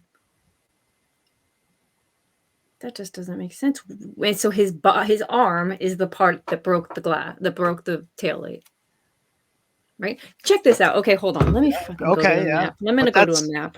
But why is there so many different marks? The taillight's not as wide as his marks are wide. I tried to type in Google Maps, and I went to Google Maps, and I got this big red screen. Don't ever try to go to Google Maps. Like, the taillight's 6 inches wide, but the bite marks and scratch marks are like 12 inches wide. I don't know what's going to come up when I go searching here, so let me just make sure my home address isn't going to show up. 34 Fairview, Canton, Massachusetts. Take me there, Google. There's their long driveway. This is where his body was found, over here on the right. Yeah, Puffer says we could get the temperatures that day and the next day to see if it was even cold enough to melt snow.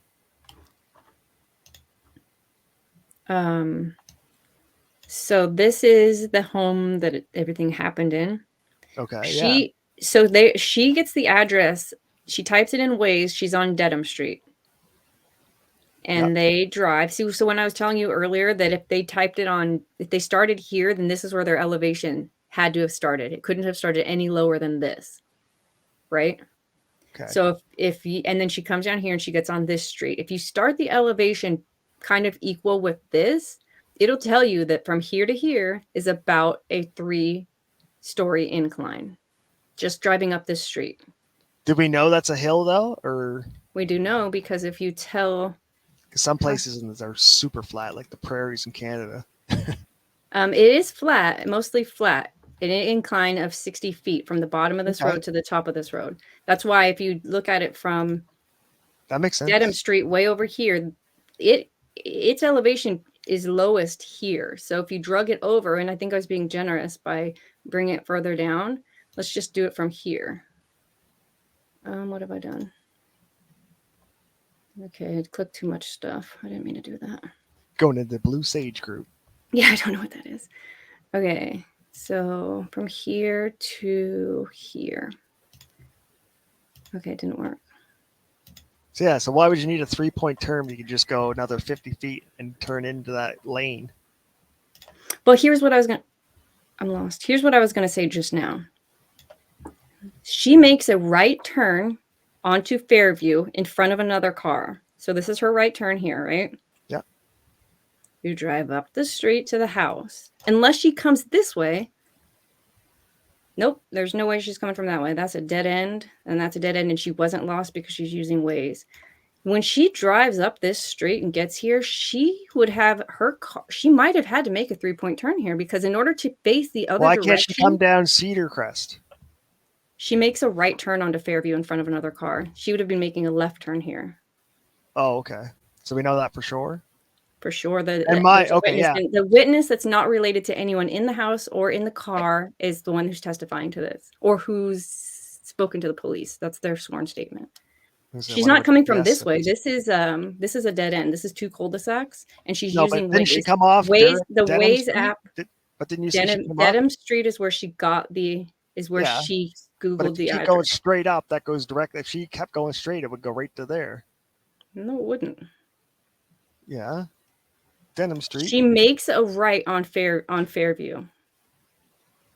She has to be turning right. Oh, okay. No, I'm trying to. If she's coming from this way, then for some reason she took a right in the wrong direction, a left, and then proceeded this way. But she's using Waze. Waze isn't taking her down Pamela and all this nonsense. Yes, true.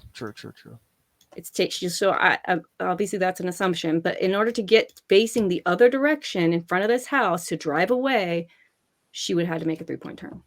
Yes. That's weird. Why would she back? So maybe he hops out of the car. So can we zoom in to see how many driveways are there? Listen, she's facing the house.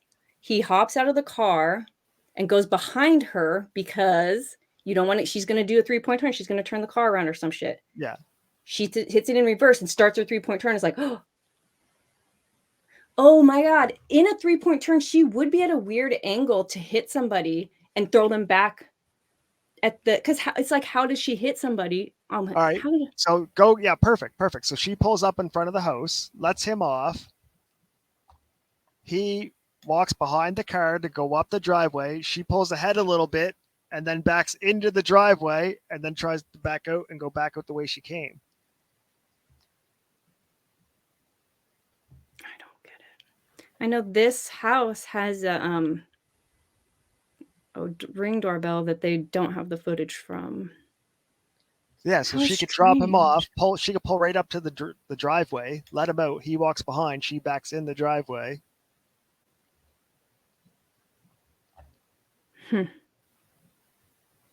don't get it. Why a 3-point turn? Could she just do a turn at seemingly faster speeds? Why a 3-point turn? Could she just do a turn at faster speeds? It's just a 2-lane road and she's in a big SUV and she's drunk. A turn at speeds?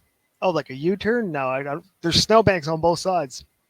The road's much more narrow, so she can't just do a full U-turn.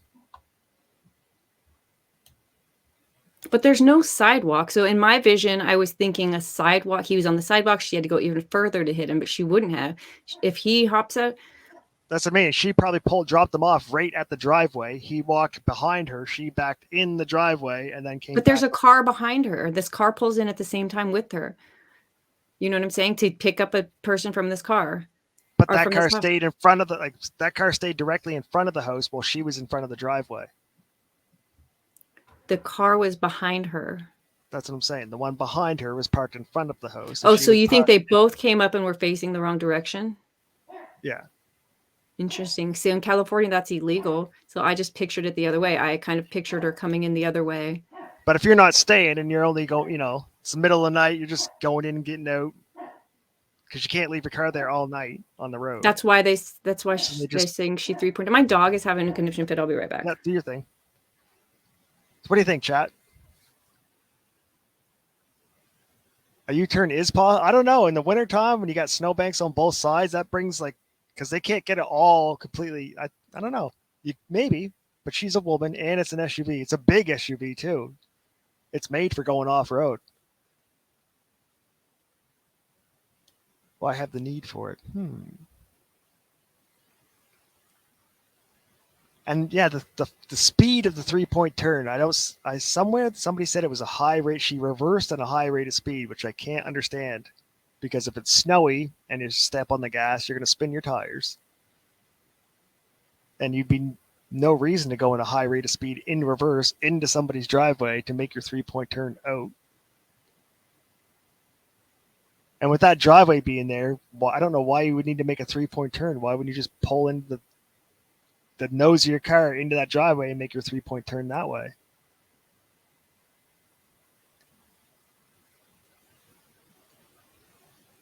There could have been a car in the grassy knoll. Yeah, exactly. Well, I think the car that was behind her probably parked in front on the lawn there. I wonder if that driveway's ramped like a slope. It looks like it is. So maybe that's what it is. It was just a pure accident, negligent homicide, no ill intent, but then the cops have to go and start planting evidence. Like, that's the fishy part. There's no reason to put a shoe and put a taillight there, and yeah, that doesn't make sense. Something's not going on here. Trial should be interesting. Or boring as fuck. Who knows? It's funny, the law tubers aren't really covering trials live anymore. They're just recapping things that happened in them.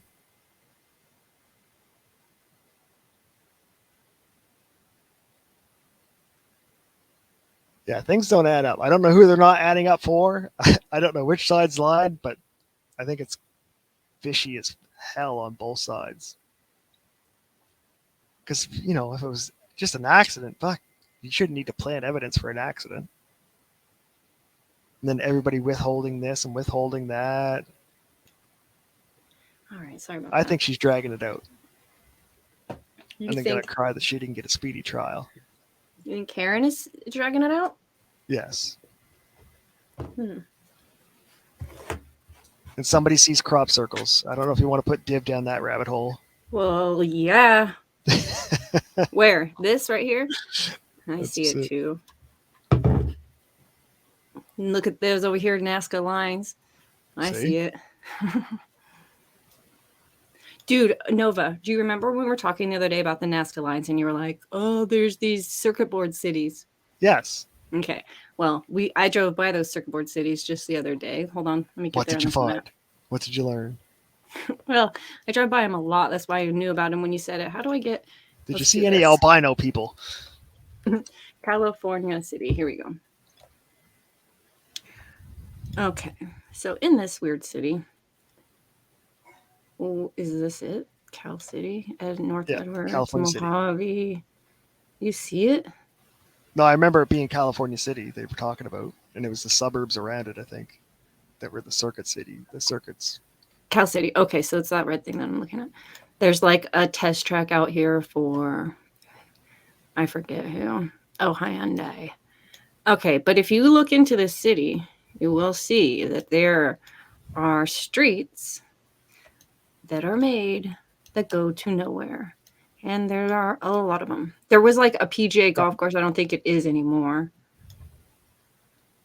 There's so many. Like, you're spending money where you don't even know it's going to be filled. But you know what's trippy? Okay, so I'm like, hey, when we drove by, I said, my friend Nova has a conspiracy theory about this place. And I'm like rolling my eyes, right? I'm like, fucking... Look at this. This is damn volcanoes. But I'm like, circuit boards.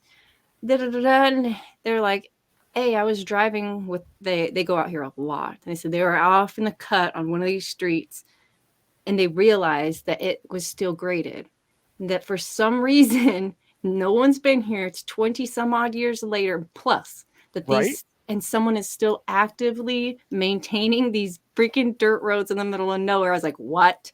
What corporation spending that kind of money? I know. Okay, For but no then I thought, reason. why don't I just go down, because I'm not that far away? Why not just go down to like their local, I'm sure there's some place, their city, building, and ask whose project is this? Who maintains it? Who blah blah blah. We can't give that information. Yes, they can. Did they? No, I didn't. I'm saying, should I? Yeah. Because Oh, yeah. I do find it interesting. Like, just think, if you're a development business and company, you wouldn't spend that kind of money to make all You these would. streets You would. until some closer streets started to fill in. Well, no, I'm sure maybe it's just different development. Like, this guy brought this area, this guy brought. They thought this was going to be the next Los Angeles. They thought California City was But it. this isn't just. There's thousands of these all over. These little circuit boards. Well, there's 2 of them. We saw this one in that other city, and then everything else was kind of like. Oh yeah, if you go to that guy's channel, he's got them everywhere. Really? Oh, Reefer City? It's California. Anyways, so I thought that was interesting that they're not necessarily on board with it being like Nazca lines, but possibly star cities, or possibly almost definitely a ley line. It's So something. It's not nothing. not far from here is where I live. And when I was, how old was I? Maybe 13, I think. Could I have been older than 13? No, I was for sure 13. It was the summer of 1994. And I hung deep with my best friend. Like, we were freaking attached at the hip. And we were spending the night at her stepmom's house. And there's like our city, and then there's a city next door to us. And well, there's two kind of cities next door to us. But those are like, they call them like, they're the wild kids anyways. They have a lot of like, they get to roam free a lot in the rest of the cities. So we were out there playing with the Acre Boys, basically, is what we call them. They're out there. And it was me, my best friend, her brother. It was all family, basically. We were chilling. We were playing, you know that game where you like hyperventilate yourself? Yes. You like, and then you get stand high. up and your friend pushes against your chest and you pass out. I don't know about high, but you definitely pass out. It's called the death game now because a couple kids started dying doing it. Oh yeah, don't do that. I do not recommend that. Yeah, we used to Don't do play this the one death too. game. Remember, you used to go like that. No. Yeah, so you do the hyperventilate, and then you grab your 2 carotids or break whatever they are. Is and that cut the those same off. thing? It's the same thing, and you just collapse because you can't. What the As hell? soon as Why you do pass kids- out, your why do hands kids- let go, right? So there's no risk of you Mhm. dying, Allegedly. allegedly. But what the kids, they Jeez. started taking it to extremes and getting into like choking each other with belts and shit. Well, we had one kid who sat there after he did it and just pretended like it never stopped, and kind of like made there's always like the one kid who falls asleep There's early that. so you could draw on their face. And There's this always was that guy. There's that kid. And so he's over there, trying to get attention. And my hate friends those. go, "Hey, it's almost midnight. Do you want to see the ghosts?" And we're like, "Yeah." Yeah. So, and I remember now, I've repeated this story a bunch over the years, and I always basically say this the same way now, but I can't remember. It just always seemed like, because they were very matter of fact, it happens at midnight. It just seemed like something they had seen before, but I don't remember asking any of that. I just remember it being the way that I perceived Oh yeah, if it. you're with somebody later. like you think is truly believes, you're like, oh yeah, let's do it. So, Cool Frog, did you say you lost interest already? He was learning about the case. Oh, go back to the case. What else is there about the case? Do we know anything else more about the case? Anything Let's see. new? He wants to hear Kate talk more now. I guess he likes Kate again. What is Karen Reed hiding?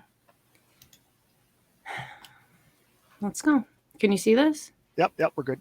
Against this woman based on questions that now I don't think they can really answer either, right? Like, Brian Albert could answer, well, why can't we have your cell phone? Because I didn't do anything and I'm not charged with a crime and there's nothing to draw a nexus between me and my cell phone in this case, right? That's why you can't have a cell phone. But there's quite the nexus between Karen Reed, her cell phone, and this case, and they are obstructing that. Why? Okay, why? take some pause. And Aiden won't even touch this. I'll tell you what Aiden Carney did. He Aiden is did turtle not boy. acknowledge this filing today at all. Now, it's funny because like the motion to recuse the judge and the opposition to the gag order proposed by the DA, which is not really a gag order. I'll talk about that in a minute, I guess. But those motions. Yeah, why a gag order? July 15th, they don't want him talking to the media, I guess. They weren't entered into the why? Until July 17th. So, I mean, he had some fucking precognition going on there. Like, he was so on top of this case that he somehow magically grabbed that early before it was even public record and slapped that out there, the defense materials. But several hours go by with this filing and not a fucking peep. But I found it and I put it out because if you're going to be, how do I say this? If you really have an interest in this case and you really have an interest and you really have an interest in justice for John O'Keefe, who is the victim. I don't know if I give a fuck about him or not. I just want to know the truth. There's one victim in this case right now, and that's John O'Keefe. Not Karen Reed. She's still alive, breathing, and probably fucking getting her Starbucks, right? Going out to dinner, living her life, right? I'm not saying it's not stressful. Sucks. Starbucks. But she's not dead. John O'Keefe is. He's the victim. He's the one who needs justice, not Karen Reed. He needs justice. If it's an accident, is it justice to put someone in jail for it? If you're really interested in the truth and justice for the victim, then this shit matters too. Because the entire sort of premise of our criminal justice system is that there's two sides of the story, right? And you stay impartial and you get called for the jury and you come in and you decide the truth based on the two sides of the story that you were presented during the trial. That is our criminal justice system. You can't just look at one fucking side and make up your mind. That's not truth. That's not justice. That's not anything other than, I like this narrative. It is believable to me. It confirms my own biases, so I'm going to go with it. And in this case, fuck who gets hurt in the process, right? That's not truth or justice. If you care about that, if you don't carry a bias, if you really want to get to the bottom of this shit matters just as much as whatever the defense is filing, right? And this shit speaks volumes because the Commonwealth, in this case, has been very dry, very matter of fact. They've held a lot of things to the chest like they're supposed to do because they don't want to prejudice the jury ahead of time. They can't just slap the evidence everywhere. This is not a television program that has been made up for your enjoyment and entertainment. This is the loss of a real human life who has a family, who had children, who have mother, father, brother, friends, right? I can see she's really on that guy's side. Phone call, right? That's what we know. Yeah, that and Turtle Boy's Reed really on the girl's Jen side. McCabe, So I guess that's why they don't like each other. On the victim's niece's cell phone and asked them to go look for this body. That's what we know that they did. All sides agree on that, right? Okay. And they found their Fred dead in the snow. It was her dog. Decades of friendship. And you want to destroy their lives because you want to believe this narrative and you don't even want to look at this. I asked on my Facebook page, which I love you guys on my Facebook page.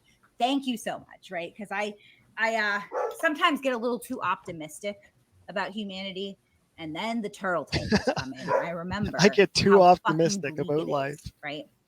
So I ask, why won't she give up her cell phone? Why is she delaying, the testing? So it's just her trolling the other. Because she has good lawyers. The answer there is not that she's innocent. She has good lawyers. They know she has something to hide, maybe, so they're hiding it. And she has great lawyers, obviously, high priced attorneys. They've really engaged the media. They're really working hard to prejudice or even nullify this jury. They really, really, really have found somebody who will bear down. You think lawyers do that? And maybe shake their confidence. Which part? Testifying any little pay YouTubers or influencers to get a public perception out there without having a connection to them to do it. Like hypothetically, no, I don't think you need to. No, but do you think some can or will or do? I don't think they Not would. In this case, I don't see why you would risk your career for that when there's willing people like you or Kate or Turtle Guy or anyone that'll willingly do it. I guess not the lawyer, but I guess you. So like, if I was being accused of murder, could I hire you and all kinds of people to like make me look good on YouTube, not in court, just on YouTube, You and change public opinion? know, I don't. That's what I she's think accused if you Turtle had Boy of. evidence like what she's doing, she's raising reasonable doubt. I think if you had enough reasonable doubt evidence that you brought it to people, they would willingly put that forward, because most people want truth and they like justice, I think. So I don't think the lawyer has to pay. I don't think you would have to pay. I think if you have a compelling case and it's not getting through the legal system, then there's no, of course, go to the court, go to the public and be like, this is my thing. This is, Yeah, that's what she's accusing Turtle of, is being a shill. of being paid by the girl, by Karen. Not directly, but working on their behalf, like how did he become aware of this, I wonder? I have no idea. I just think that's what her accusation. I think that's where all this animosity comes from. I mean, probably. I don't. Like how Amber Heard hired Boozy to do what Boozy did. It's whatever, bullshit. During her case. Do you think Amber Heard said, these people are lying, shut it down, and they said, okay? Or do you think that she came with compelling evidence that they were doing something? You know what I'm saying? Like, no, I think she directly targeted all these different YouTubers, like Tug was brought up directly from YouTube in the court case. Yeah. So I think it happens more often than we think it does. You think you think that Tug was paid? No. But I think Amber Heard's side had ones that were paid. And Johnny Depp probably did too, right? Supposedly, yeah. I can't see why not. If you got the money to do it, why wouldn't you do it? I don't think you need to pay. I think there's people that doesn't mean you have to willing. be paid. There's still all the people in the middle who are just doing it for shits and giggles. This might be the video that our chatter was talking about. I tried to scroll up. This is from 3 weeks ago. If you look just here on her page to her videos, the last, maybe it's not safe for work, but totally hetero. You guys, I don't know what to watch. I mean, it's just, I was looking for her documents. That's what I was looking for, because I have only been able to find the ones that I showed you. Yeah, here. They said you were just on it. Yes, this is the video. And this, I've seen screenshots in other videos, and I've taken pictures of those and tried to read what you could see. But it's helpful to see all the shared it on that video. Let me go back to it. She shared it on the video I was on. Okay, so I was here at her homepage. And I scrolled down to this one. Because I'm going to be honest with you. She shared it here. So that must mean it's in the description. Or maybe she pinned it. Maybe he just wants you to watch the video. It's too long. She shared it on that video. Oh, her, well, let's go to the transcript.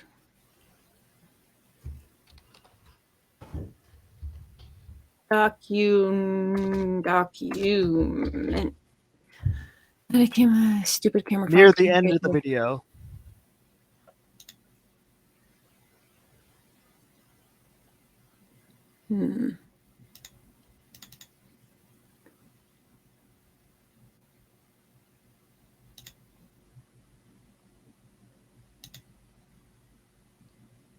Amanda timestamp. What? What'd you say? Cool Fox said Amanda timestamp. Yes. She shared it near the end of the video. Played 1.2. I can see title giveaway. Him being paid by the defense. Oh, this is showing he's being paid by the defense. Oh, so he is hired. Okay. I was searching for the wrong thing. I thought we were looking for her documents. Paid shows up twice. you're looking for, and they didn't file it. Timestamp for the 17th. The defense is feeding him. They're spoon feeding him information, which is why he's going so hard for this. Right? He's probably getting paid, if not compensated. In a way, one way or another, right. Yeah, that's her So accusing they're leaking Colonel information. Let's listen to it.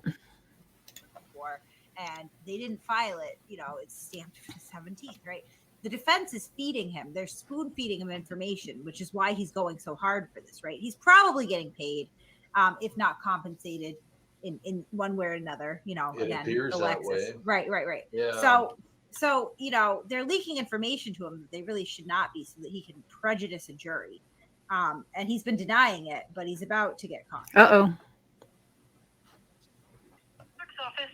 Yeah, hi. This line's recorded. I have a question. I'm not being recorded. Thank you very much. But I just have a question about this. Okay. Don't. You're supposed to tell him you're recording after you're done asking the questions. Thank you for calling the No Fucks period. The no fucks what? No fucks given, yeah.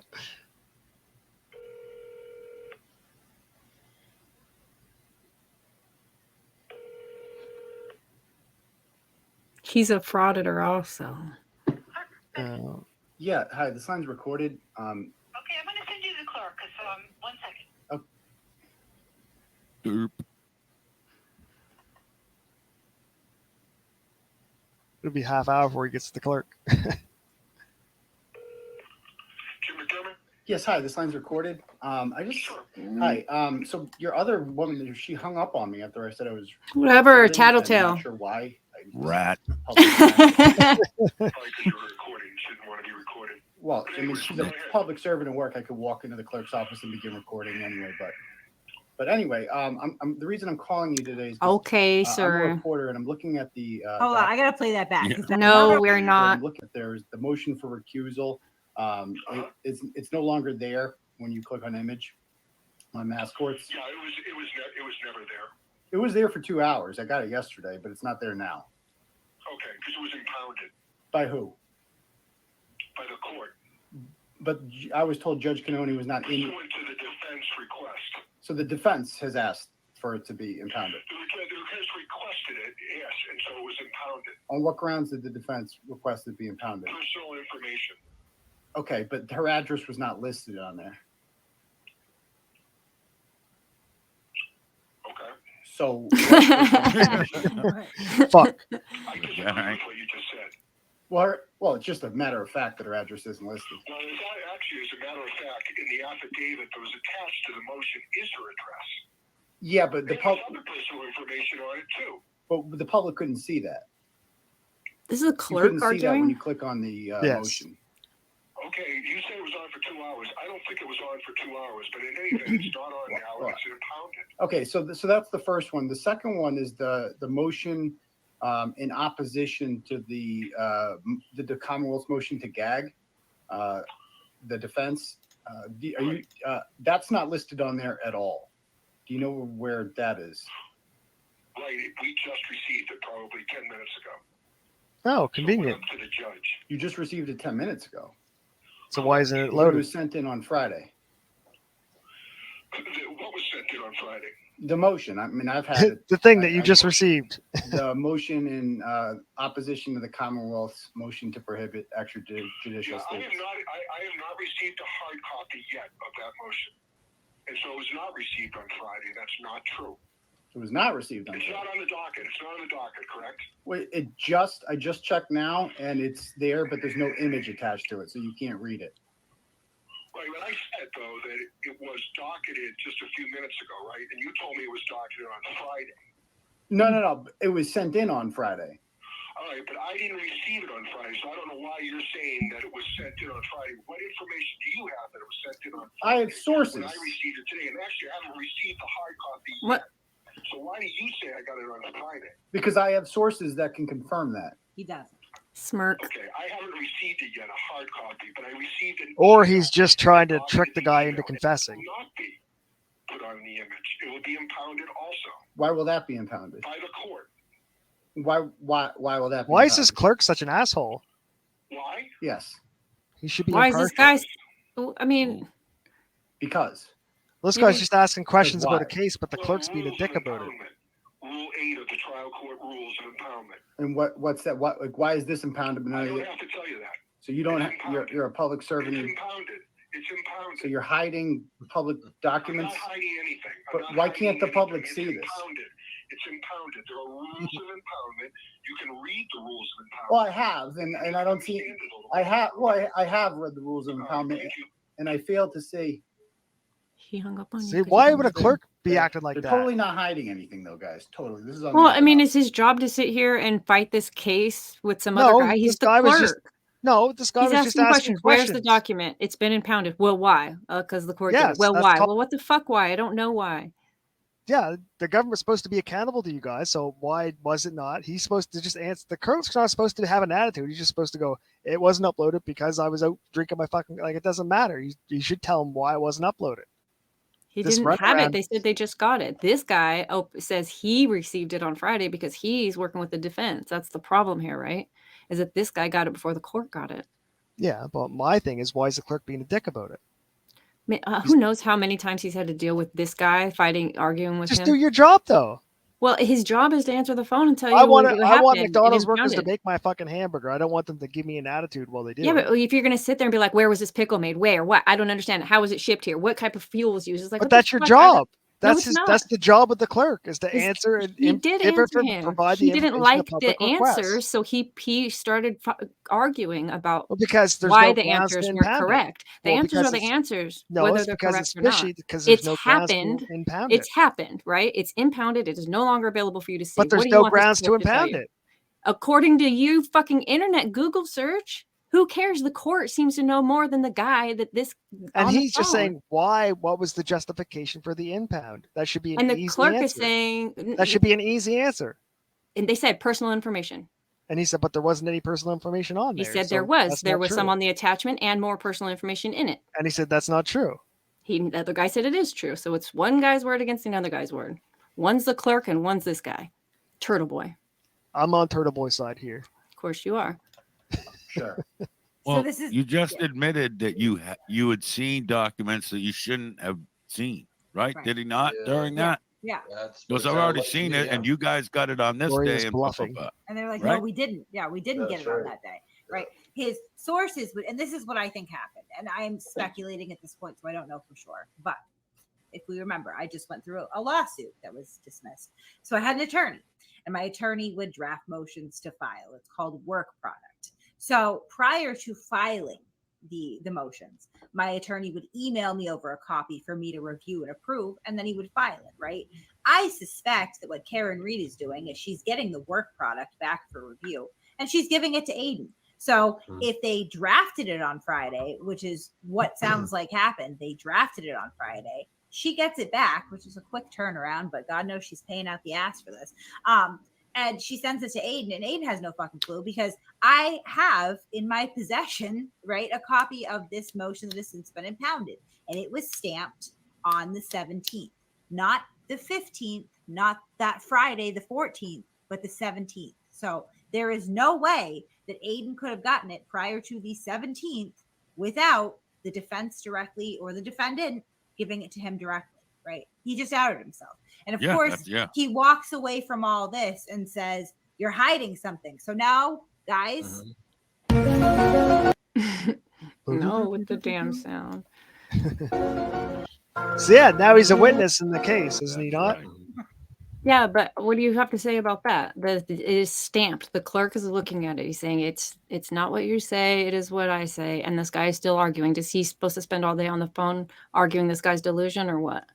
If he knows that it has been filed and he knows the clerk is lying, then yeah, I'd be holding the clerk's feet to the fire for lying to me when I know he's lying.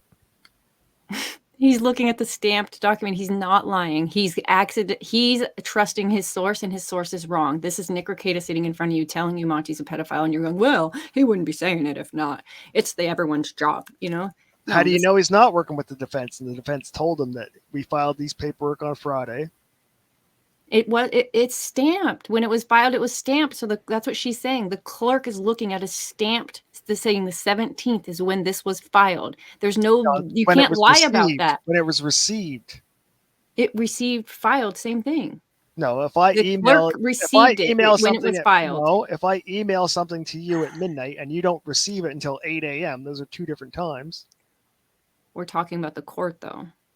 Right. So we're not. It was sent to the court on Friday, and it was received on whatever time it was stamped. Filed on the 17th. I don't know what you're arguing. If it was filed 2 days later, then this guy's just wrong. Or he was bluffing to try and get some information out of the clerk. What's your problem with calling this guy wrong? I'm not saying he's not wrong. I'm just giving different avenues for what could be going on. Could he be wrong? Oh, yeah. I don't know anything about If he's wrong, if he's completely wrong, what's the clerk's obligation to sit around and argue with this guy? It's to not be a dick as a public servant. Now he needs to not be a dick. Didn't you get in trouble for being a dick? And you were like, when circumstances are a certain way, sometimes you behave a certain way. Not to a Maybe public, he's. no. If they're accountable. If you're a public servant, you should be fucking professional in your duties. I would agree with that. Not being a dick is being professional. Yeah. Trust me, I used to teach swimming lessons. I had a lot of kids that I failed swimming lessons, and I had to have the parents fucking yell at me to the face like, I'm sorry that you feel that way. I could help them do better if you want to try again next year. Like, I understand like when you got to hold it in. That clerk was just being a dick. Yeah, like he think he has a professional obligation to not match this guy's level of decorum. That's what I mean. The clerk should be impartial, unbiased. He should be like a robot in his duties. Sparky, did I read this already? Sparky said, if this girl is a lawyer, she's making a lot of assumptions that might bite her in court later. No, she's not a lawyer. She's one of us. She's an armchair attorney. AJ said he gave himself up by saying he has sources and watches the video earlier too. Turtle is trash for what he's doing to the dad's family and friends, even going to Jen's kids' cheerleading practices. Is he accusing the other cops of the murder? Or is he just asking questions like we are? He's asking I sound like he's asking questions. Is he actually accusing? I think the nephew is kind of his target. He thinks the nephew is a piece of shit, that the nephew got in some kind of altercation with the guy based on some history, and that the dog maybe got involved during. I think that's how, I mean, again, I know peripherally this case, and there are some, it's not at court yet. So we're everything's speculation at this point, right? So the stuff we do know was the timeline, because not adding up. Yeah. Well, there's the timeline. When they left the bar, when they got the address, drove there. The searches, the deleting of searches, like there's so much here. How long do you think this case is going to be scheduled for? I don't know. I guess we're going to have to learn about all the 6 weeks is a long time. There's a lot of shit that they got to fucking explain what this means.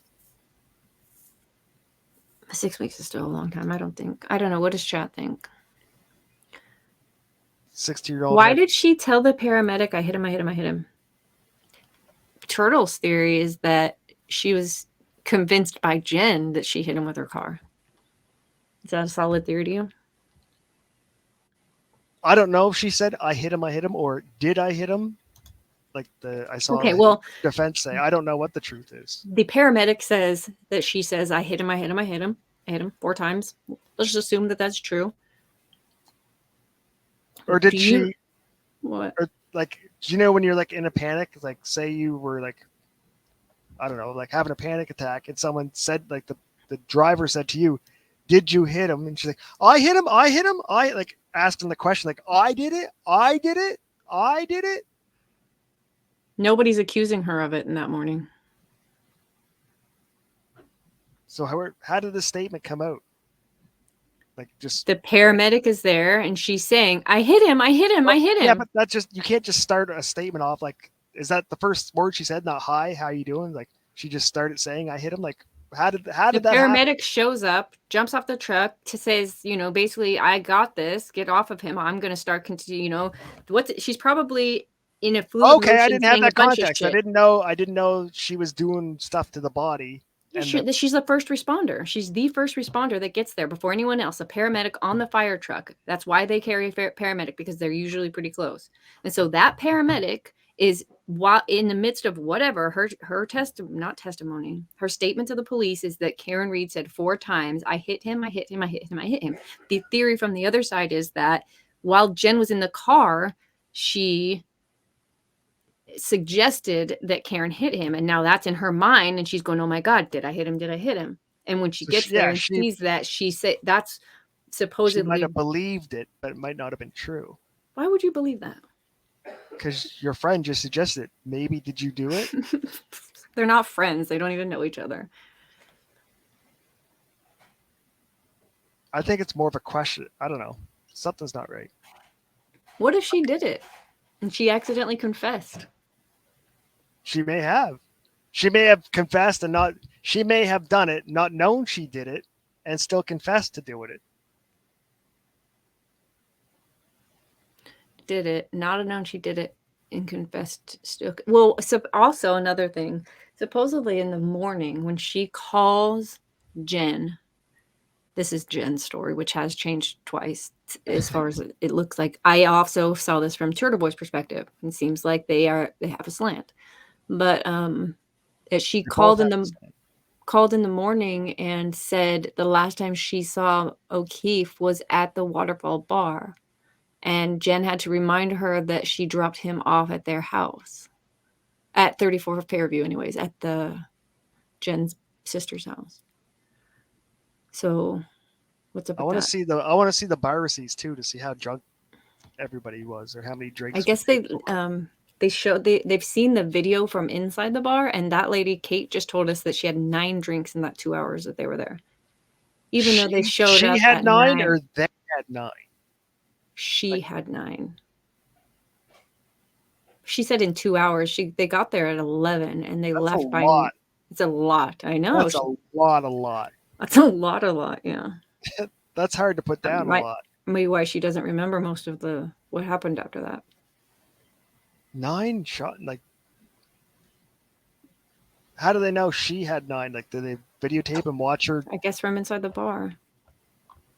I don't want to see that, because that seems like super excessive drinking, and then to be driving. I think it's on YouTube. Because then I could see her hitting him and like being drunk and like, oh my God. How do you even get served 9 drinks in 2 hours? Waiters aren't that fucking good.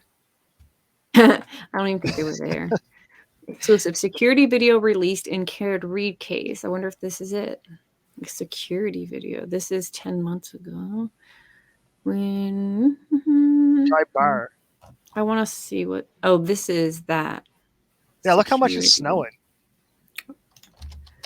Look how white that this car is. The next morning. Yeah, and that's his car that's parked. So they used her car that day. That's why I'm saying maybe she got it detailed that day. It's fully perfectly waxed and nothing sticking to it or something.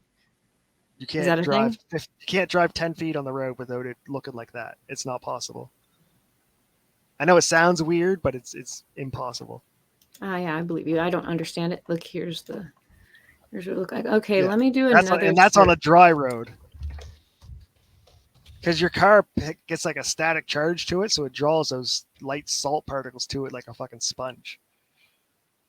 Did you ever get shocked when you were getting in and out of your car? Yeah, probably. Yeah, it's just a static charge, and it draws the salt dust to it. And when it's wet, look. Yes, that I thing. saw videos somewhere. Yeah, because they're all cuddly kissing down there in the bottom right. Yeah, you told me I've seen this, and I haven't. I was like, how did you not see it?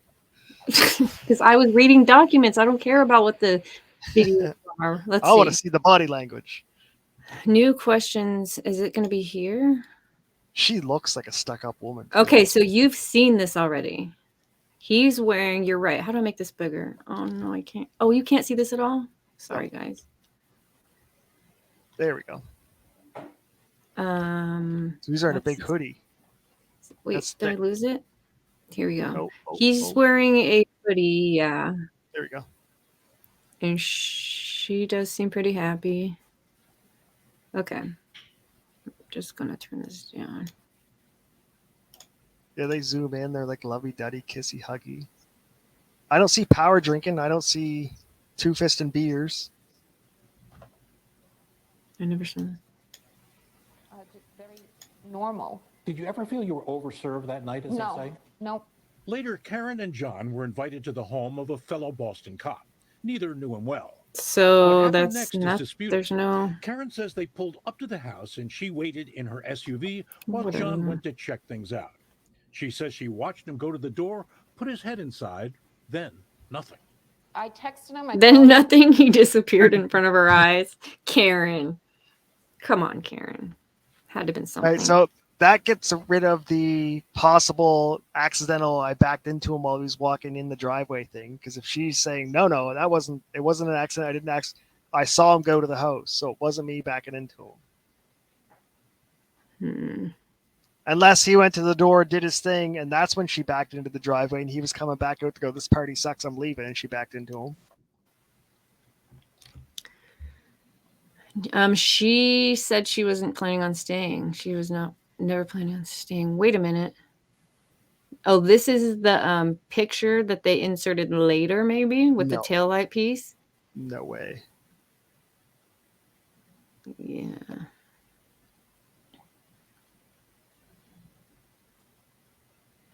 Let's see. It's too convenient. There's no snow on top of it. Oh, wait, I haven't read this. Damn, this is... Okay, so this is...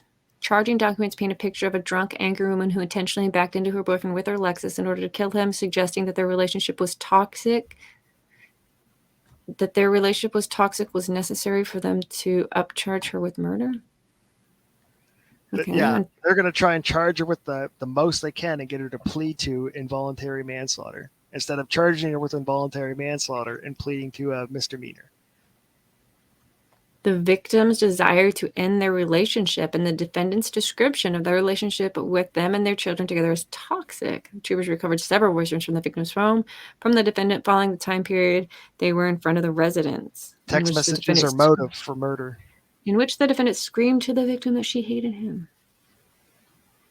What? They look pretty happy. But for the first time we are now seeing Karen Reed greeted John O'Keefe when she walked into McCarthy's. John is there with two. Okay, so this is the bar across the street. They start drinking here and they go to the other bar with the other friends. John is there with two of his friends. Karen walks up, puts her arm around him, puts her arm around her, blah, blah, blah. We saw it. That's them. That's still them. Here they are. Yeah, this is definitely them. This was smiles, not how people who hate each other embrace. Maybe they want to fuck. Yeah, right? Just pick a fight just cause. Well, I mean, maybe they're trying to like reconcile. There's no kids at this place. They're drunk. The game, presumably, they won. They just hate each other when they're sober. Maybe she doesn't like having kids because they're not his kids. They're not her kids. This is not how people who hate each other act. Okay.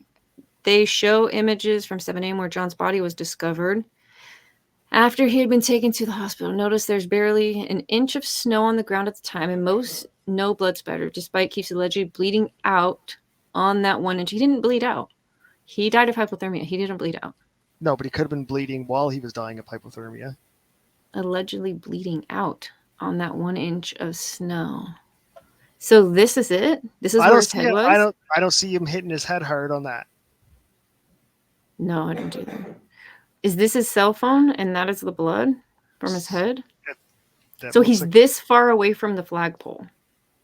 That's a long distance to have your body thrown. To be No, hold on. Let me go back to their...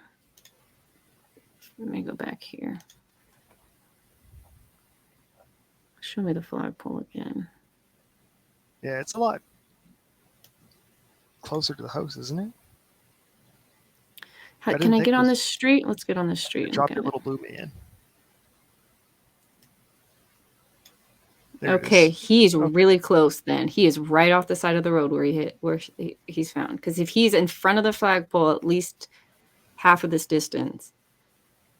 Yeah. There is a sidewalk on the other side. Would have been buried, maybe. She could have easily flipped a bitch here, though, I think. It's just one of those type of, but if you have all this snow, she would have had to do a 3-point turn first and then come back and hit him front ways, maybe. Well, she hits him. I don't know. Okay, back to where were we? It's a good reference point visually, though. I don't remember which video we were on anymore. Inside the waterfront. Why is she hiding evidence? I have no idea. Watch Karen read. Oh, this is where we were. Well, when we started, I was for certain it was all a setup. They were framing her. Now I'm like, holy shit, I don't know what the fuck's going on. See, this is dirty cops framing her. Now I'm like, no, I can't see that now. Something's going on, but I don't know what. Cool Frog said the trial should be interesting. Yes, I'm looking forward to it.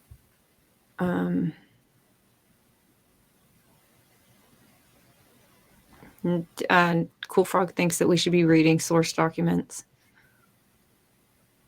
We're just gathering information right now before we go into the hard stuff. Well, I mean, I don't know where she found it, and I haven't been able to see it, but I've searched high and low. The 2 source documents I found are here from, that so we could just actually read what they have to say. And I don't understand how the cocktail glass makes sense anywhere. Well, let's go back to that. This says Lieutenant Paul Gallagher, Detective Sergeant Michael Lank, and Sergeant Sean Good, also of the Canton Police, arrived on scene moments after the 911 call had been received. Following the victim's transport from the scene, they began to search for any evidence around where Mr. O'Keefe had been discovered. They located a broken cocktail glass and multiple patches of red that appeared to be blood in the vicinity of where the body had been located. They secured the glass and blood samples from the snow as evidence. There's no taillight pieces here, which is odd.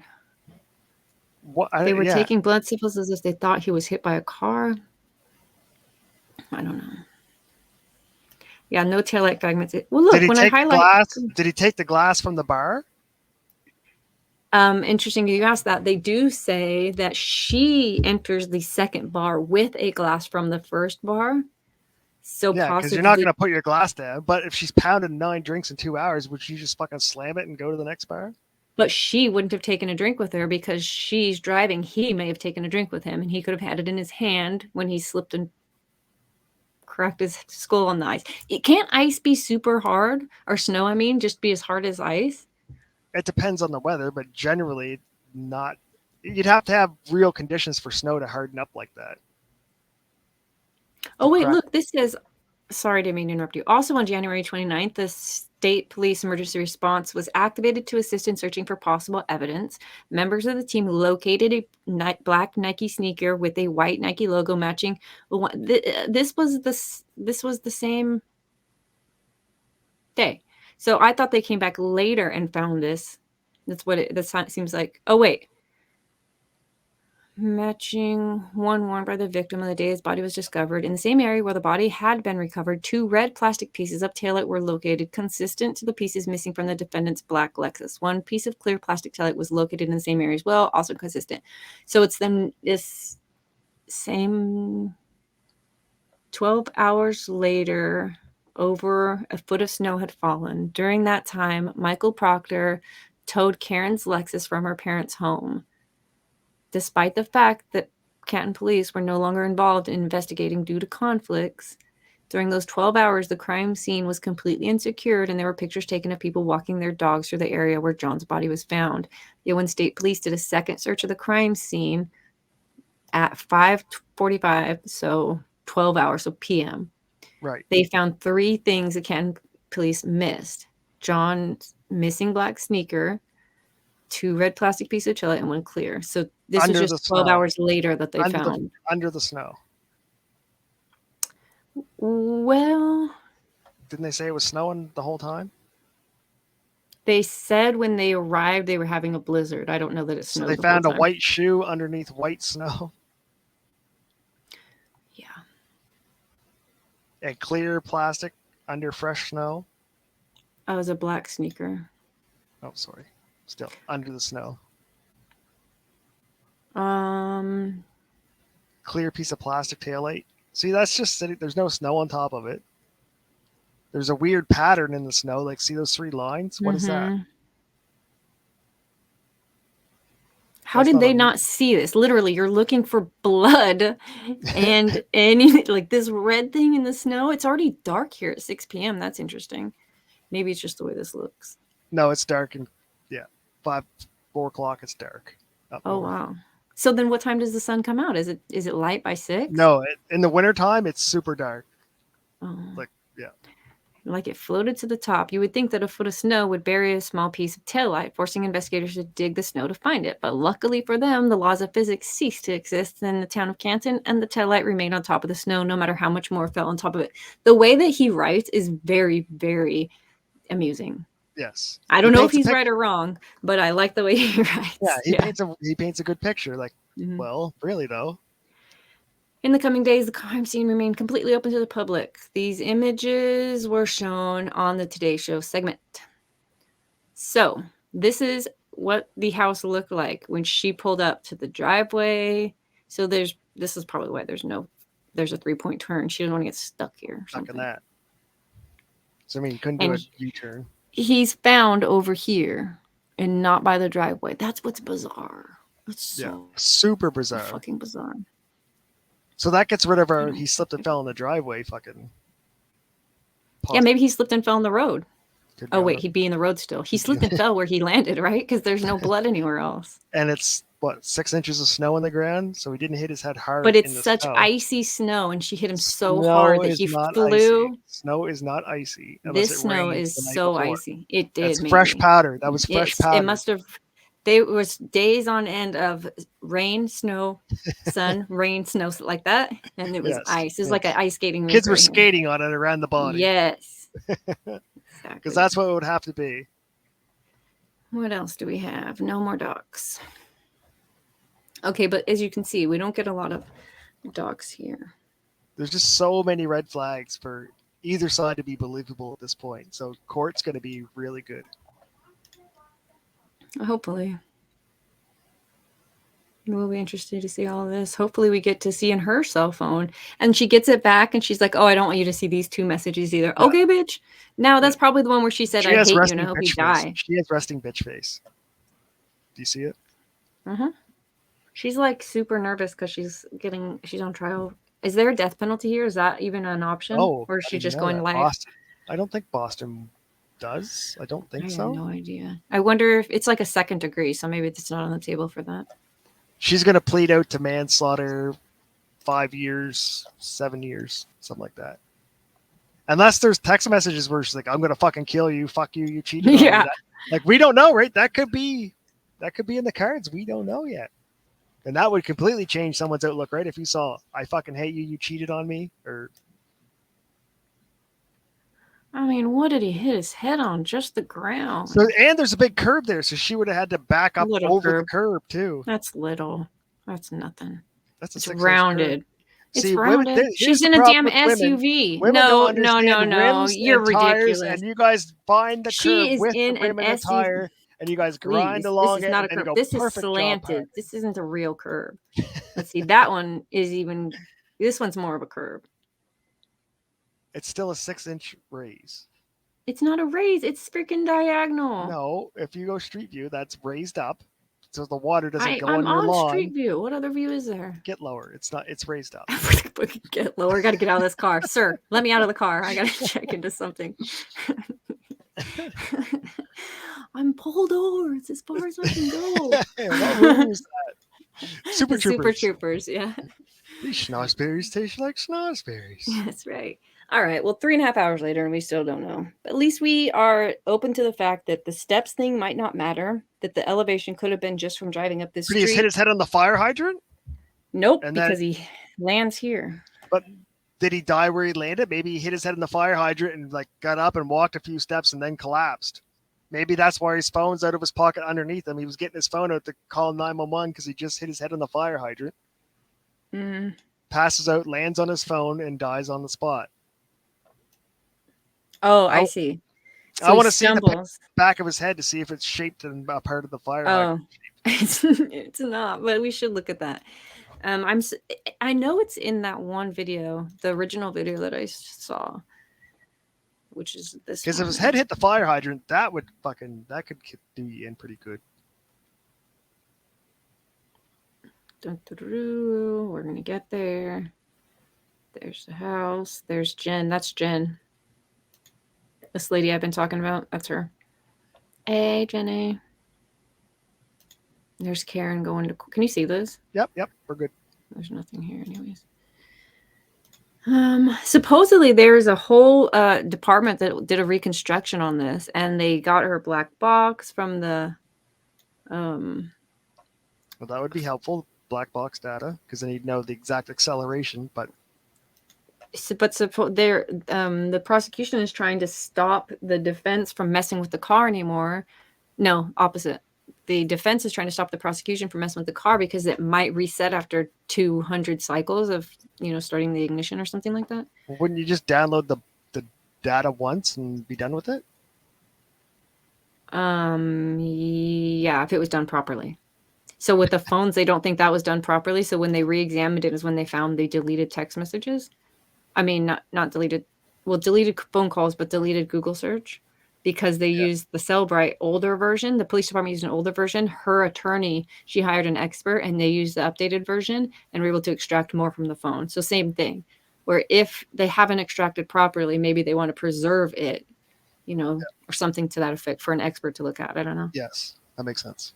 This is the cop Proctor, who has a history with the family, apparently. Looks like a penis. You see penises everywhere because you're gay. Tell me that doesn't look like a penis head. Manslaughter, except in the original report from the Canton Police Department, it never looks like a mentions ghost. anything about any tail light, and only 2 inches of snow had fallen at that time. As a matter of fact, the only Look how thing that fluffy, they found nice, and was soft that droplets is. of blood, which they kept in red Solo cups. Yeah, why did they collect the evidence like this? This is all the blood that came out of his head. Is that That's it. standard police operating procedure to get some fucking paper cups and catch the blood in? Yes. And look how minimal that blood is.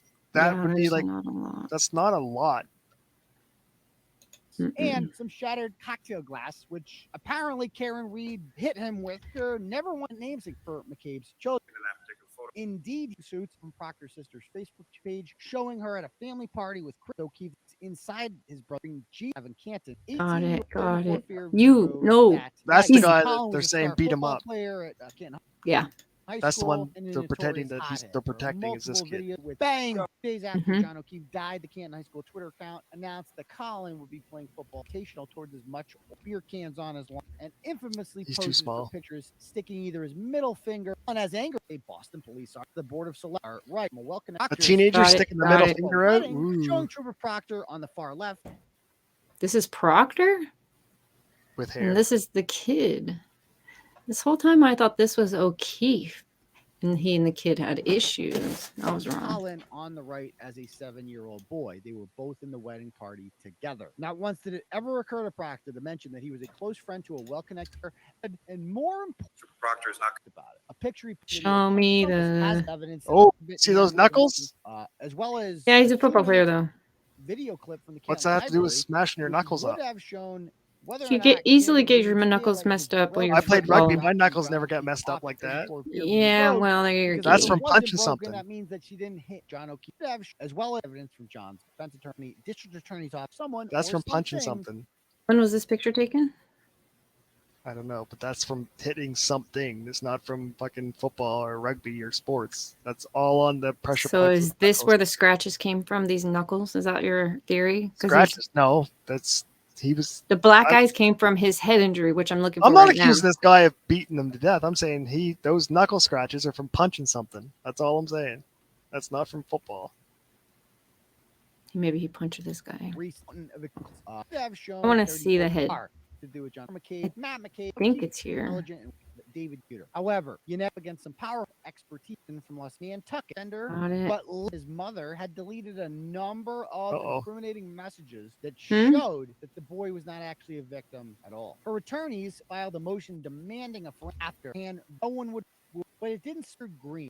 They found that the Norfolk County DA's office intentionally hid evidence showing that Jennifer McCabe had searched, quote, how long to die AM? Why would she do that? Home and Glen. Those buttons when you covered up his murder. Any comment on that? Why you Googled that at 227? Any comment, Mr. McCabe? Brian Albert was never questioned at his house, only at the McCabe's house, which was interesting because a dead body was found in his yard. Canton Deputy Police Chief Tom Keller happens to live across the street from Brian Albert on Fairview See Road. this? He has a Wow. And his ring camera. Oh, so the chief's not even giving up his own ring camera? That's the view it would have gotten. That's some horseshit. That's the chief's house. Oh, now I'm back to fucking conspiracy. The cop. Oh shit! You know how fast things change. Did not capture for how long and her sister. Does that not give you a red flag? A.m. Awaiting care. Yeah. Why was she destroying or committed to not to Albert? Only Colin Albert was the proposed Brian Aaron to John O'Keefe's arm. Despite being their family dog, Brian Albert got rid of Chloe. There's and Chloe. Never explained where the dog went. That's suspect too. Like, okay, you got rid of the dog because it bit somebody, but why wouldn't you say I gave him to my cousin in fucking the next state over? Who has an office with O'Keefe, who was after a people either case in a 6'2", 217-pound bought the home to pick up a Albert, and they arrived on Fairview Road at basically the same time, coming from different directions. Coming from different directions. On Fairview Road at basically the same time, coming from different directions. He yielded to her. He allowed her to turn right onto the street. Now, keep in mind, it was snowing and visibility was difficult. So Karen Reed pulled up in front of the driveway, and she claims that John O'Keefe got out and ran into the house. She then. But if she took a right onto this, she has to be coming from this way. So she pulls all the way up. The back of her car is here. He hops out from the passenger side. Instead of going in front of her, he goes behind her. Maybe she puts it in reverse instead of park and goes to pull forward and hits his ass, and he flies all the way back. And that doesn't make sense. It's so not making sense. We're trying to make it make sense, and we can't. That's the hard part. Yeah. Because this car that's behind her, whichever way it's going, is eventually going to go around her and see her sitting in the car alone, perfectly fine and normal, and drives away. I'm just looking for the wound so you can see it. I think this must be where I saw it because this is the only video I think I saw.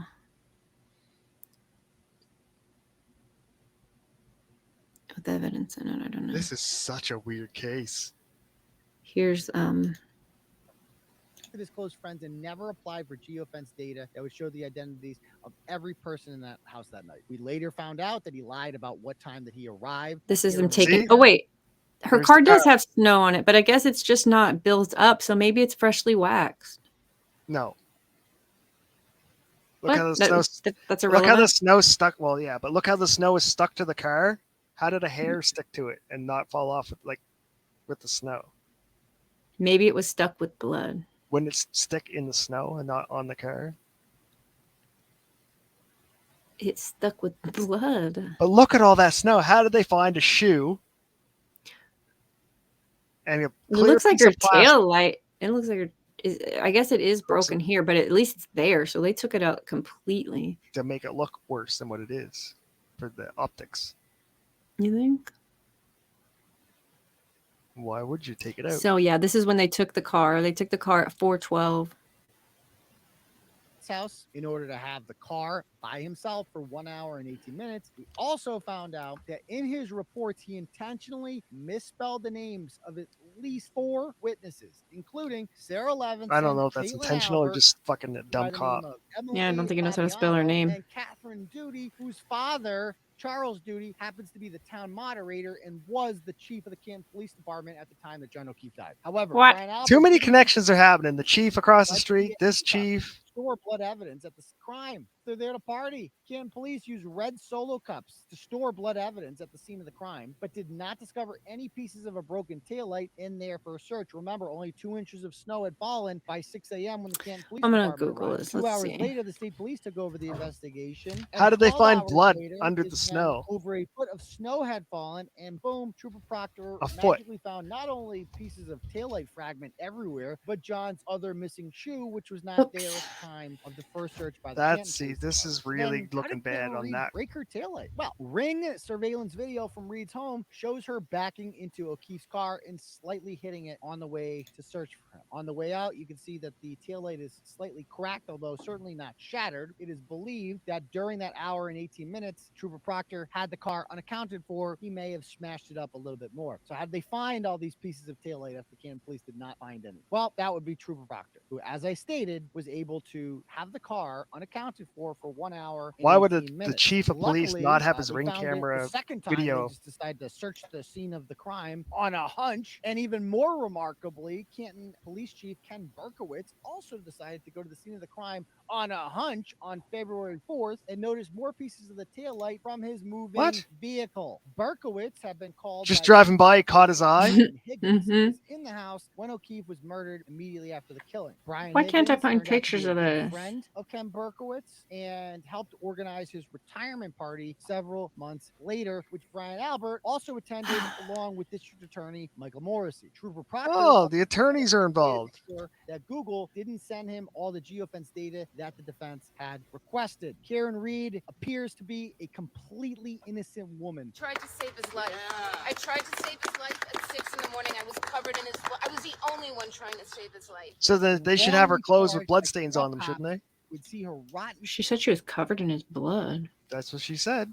So I imagine that the police would have took her sweater and stuff for evidence if they took fucking Solo cups of blood from the snow. If you're gonna collect it off the ground, wouldn't you collect it off the person you think did it?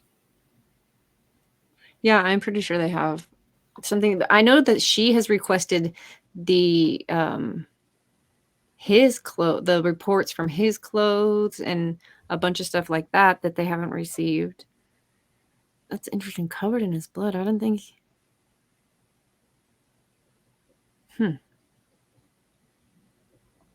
Why'd she say that? Let me hear that again.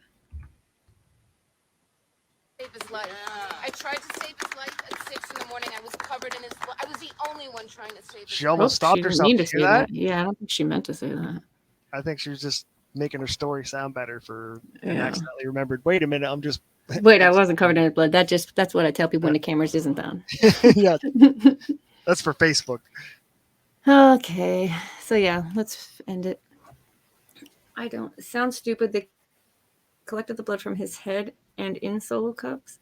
Right. I don't know what happened. We just Are these like those arm marks? FBI design Solo cups? That baffles me. Did they get them from the party with all the teenagers' fucking DNA saliva on them? Like,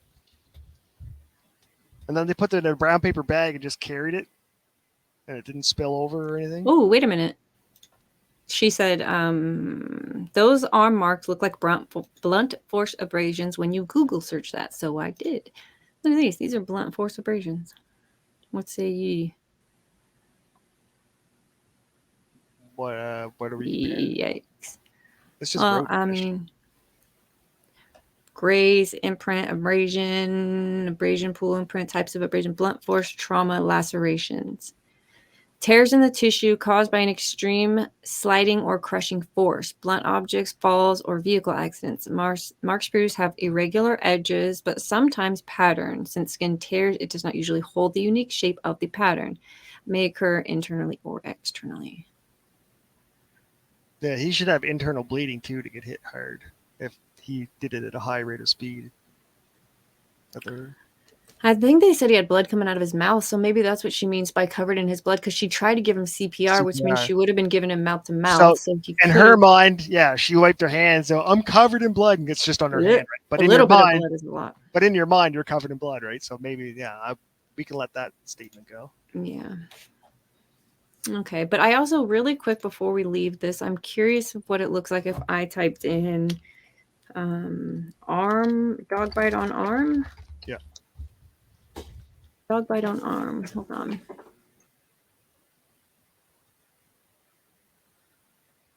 Those are just single puncture. We need like an attack. See, there you get the 2 scratches in the middle, prongs on. See, there's a scratch on the arm. Or is that a rip open? I don't know. Let's see. Here's a good one. Dog bite stock photo. These are canine punctures. Here's some scratches. Punctures are different than tears. Like the scratches, I could see like the dog latches on and you rip your arm out. See, this shows you the bottom and the top or something, the top and the bottom teeth, which you don't see on dude. Yeah. If you get bit perfect. Fuck this dog. I did tree work at a guy's house and he had these they were made of, I didn't know at the time, but they were made of cement and they were aged out in the sun.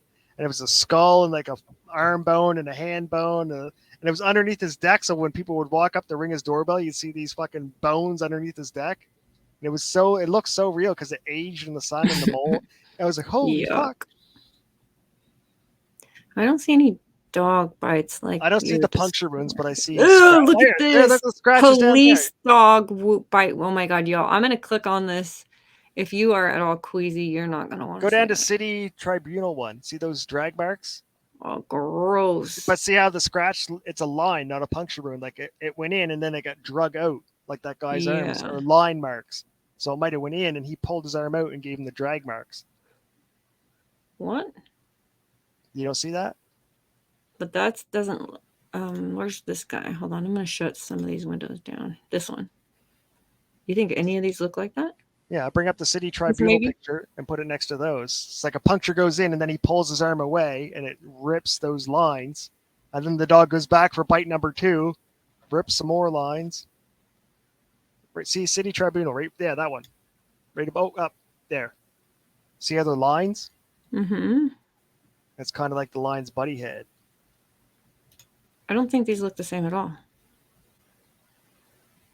You don't see where it could go into the top and drag that line down? Like he was pulling his These arm. are like tears almost. Out. The dog thing looks like deep punctures. Oh, I hate looking at this. But see, it's not a circle, it's a line. Badly bitten. Yeah, well, this is a circle. Yeah, those are just little puncture wounds. That's when the dog's not really mad. Yeah. Glass pieces.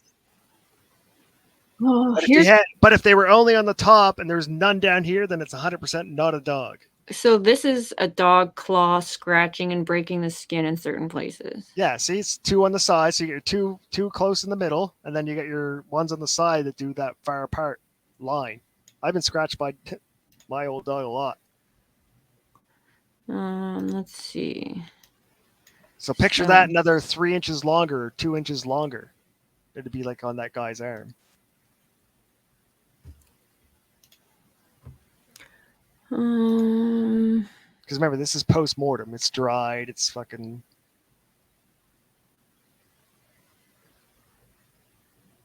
Is this I guess this is a bite and not a claw. I guess I can't really tell. Most of the bite wounds seem to be circular. I don't know what this is. Bug bite. Okay. Bruise. The dog ones, though, you could see the jawline of the dog, especially the bottom jaw. Yeah, that's what I mean. If he's got nothing underneath that arm, then that wasn't a dog. It'd have to be on top and bottom for it to be a dog. A dog can't just bite you with his top jaw and not with the bottom. And we did see what he's wearing. He's wearing a thick hoodie. A really thick hoodie. I don't know, really thick. It looked good to me. Remember, it's wintertime, so if you're going to go out without a jacket, you're going to wear a good thick hoodie. Because once you're at the bar, you can take the hoodie off, put it on your shoulder or around your waist. Maybe his jacket's hanging somewhere else.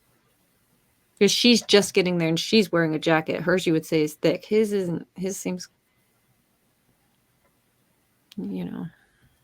We'll have to see for the trial. We'll see if it goes that far. I mean, obviously it's going to go that far. When do we get there is the real question. True. Well, if the defense stopped delaying it, we'd probably be there by now. Do you think we could convince top-tier expert lawyer?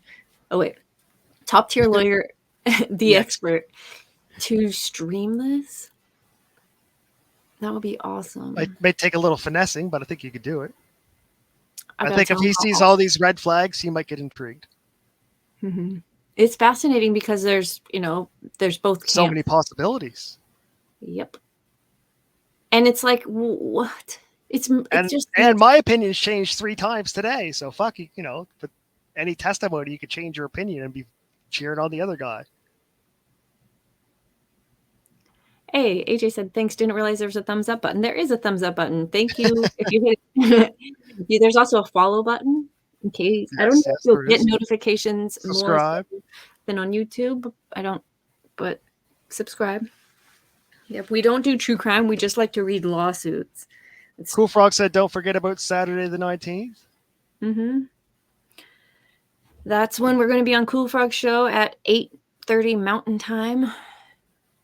What's that? He does news and politics. That's 7 for me and so 1 a.m. or some shit. Wait. 12:30. 8, 9, 10, 11. Yeah, it'd be noon my time. 12:30 my time. Yeah, in the morning. So I got my own time zone. Yep, congratulations. All right, I think I'm going to close all this down. If I will share these 2 things in chat that in case you're curious about these 2 documents, they don't say a lot, but they say more than someone's opinion because they're just the words.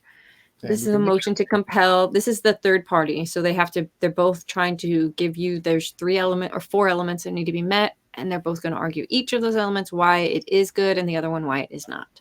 Yes. That's that. Trying to get the third dude's phone. Exactly. From the house. The cop from the house. So we'll see. The sussy one. Mm-hmm. And I don't think I have any other video. I can share with you guys some of these other videos. Do I have what's her name up still? Kate. See, it was good to watch her because we learned some shit that we didn't have. Mm-hmm. Which is frustrating because this other person is saying like, I'm going all out. Here's all the information. And there's conspiracy. Didn't tell us fuck all. I know. Like, why leave these things out? That's the one thing I hate about the people who can't be unbiased. Is like, why leave it out? Yeah. And I think if you include the negative stuff with your positive stuff, it reinforces that your positive stuff is more heavy than the negative if you include it. Otherwise, it looks like you're trying to hide something. I missed an expert. Look at over here. The expert was live 13 hours ago. 4 members only. Special announcement tonight. I missed it. I'm going to have to watch it. All right. Dun, dun, dun. Yep. All right, dudes. Well, we're out of here. Have a good week. We'll see you tomorrow. What are we going to talk about tomorrow? Oh, what didn't we talk about today that was on the menu? We had this case and something else for today, but we never got to the Little Tay hoax. There's not a lot to say about that. I think she was in on it the whole time. Oh, I heard stuff like her dad was exploiting her. Yeah, that's old stuff though. Is there any new stuff?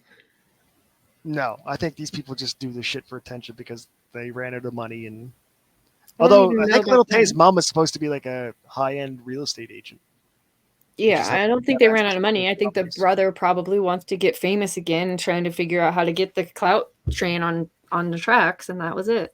Yeah, I heard it wasn't Little Tay that wanted to make the videos. It was the brother that wanted to do it all, and she was just going along with it because she was. I think she wanted to also, but he needed to coach her on how not to be 9 years old.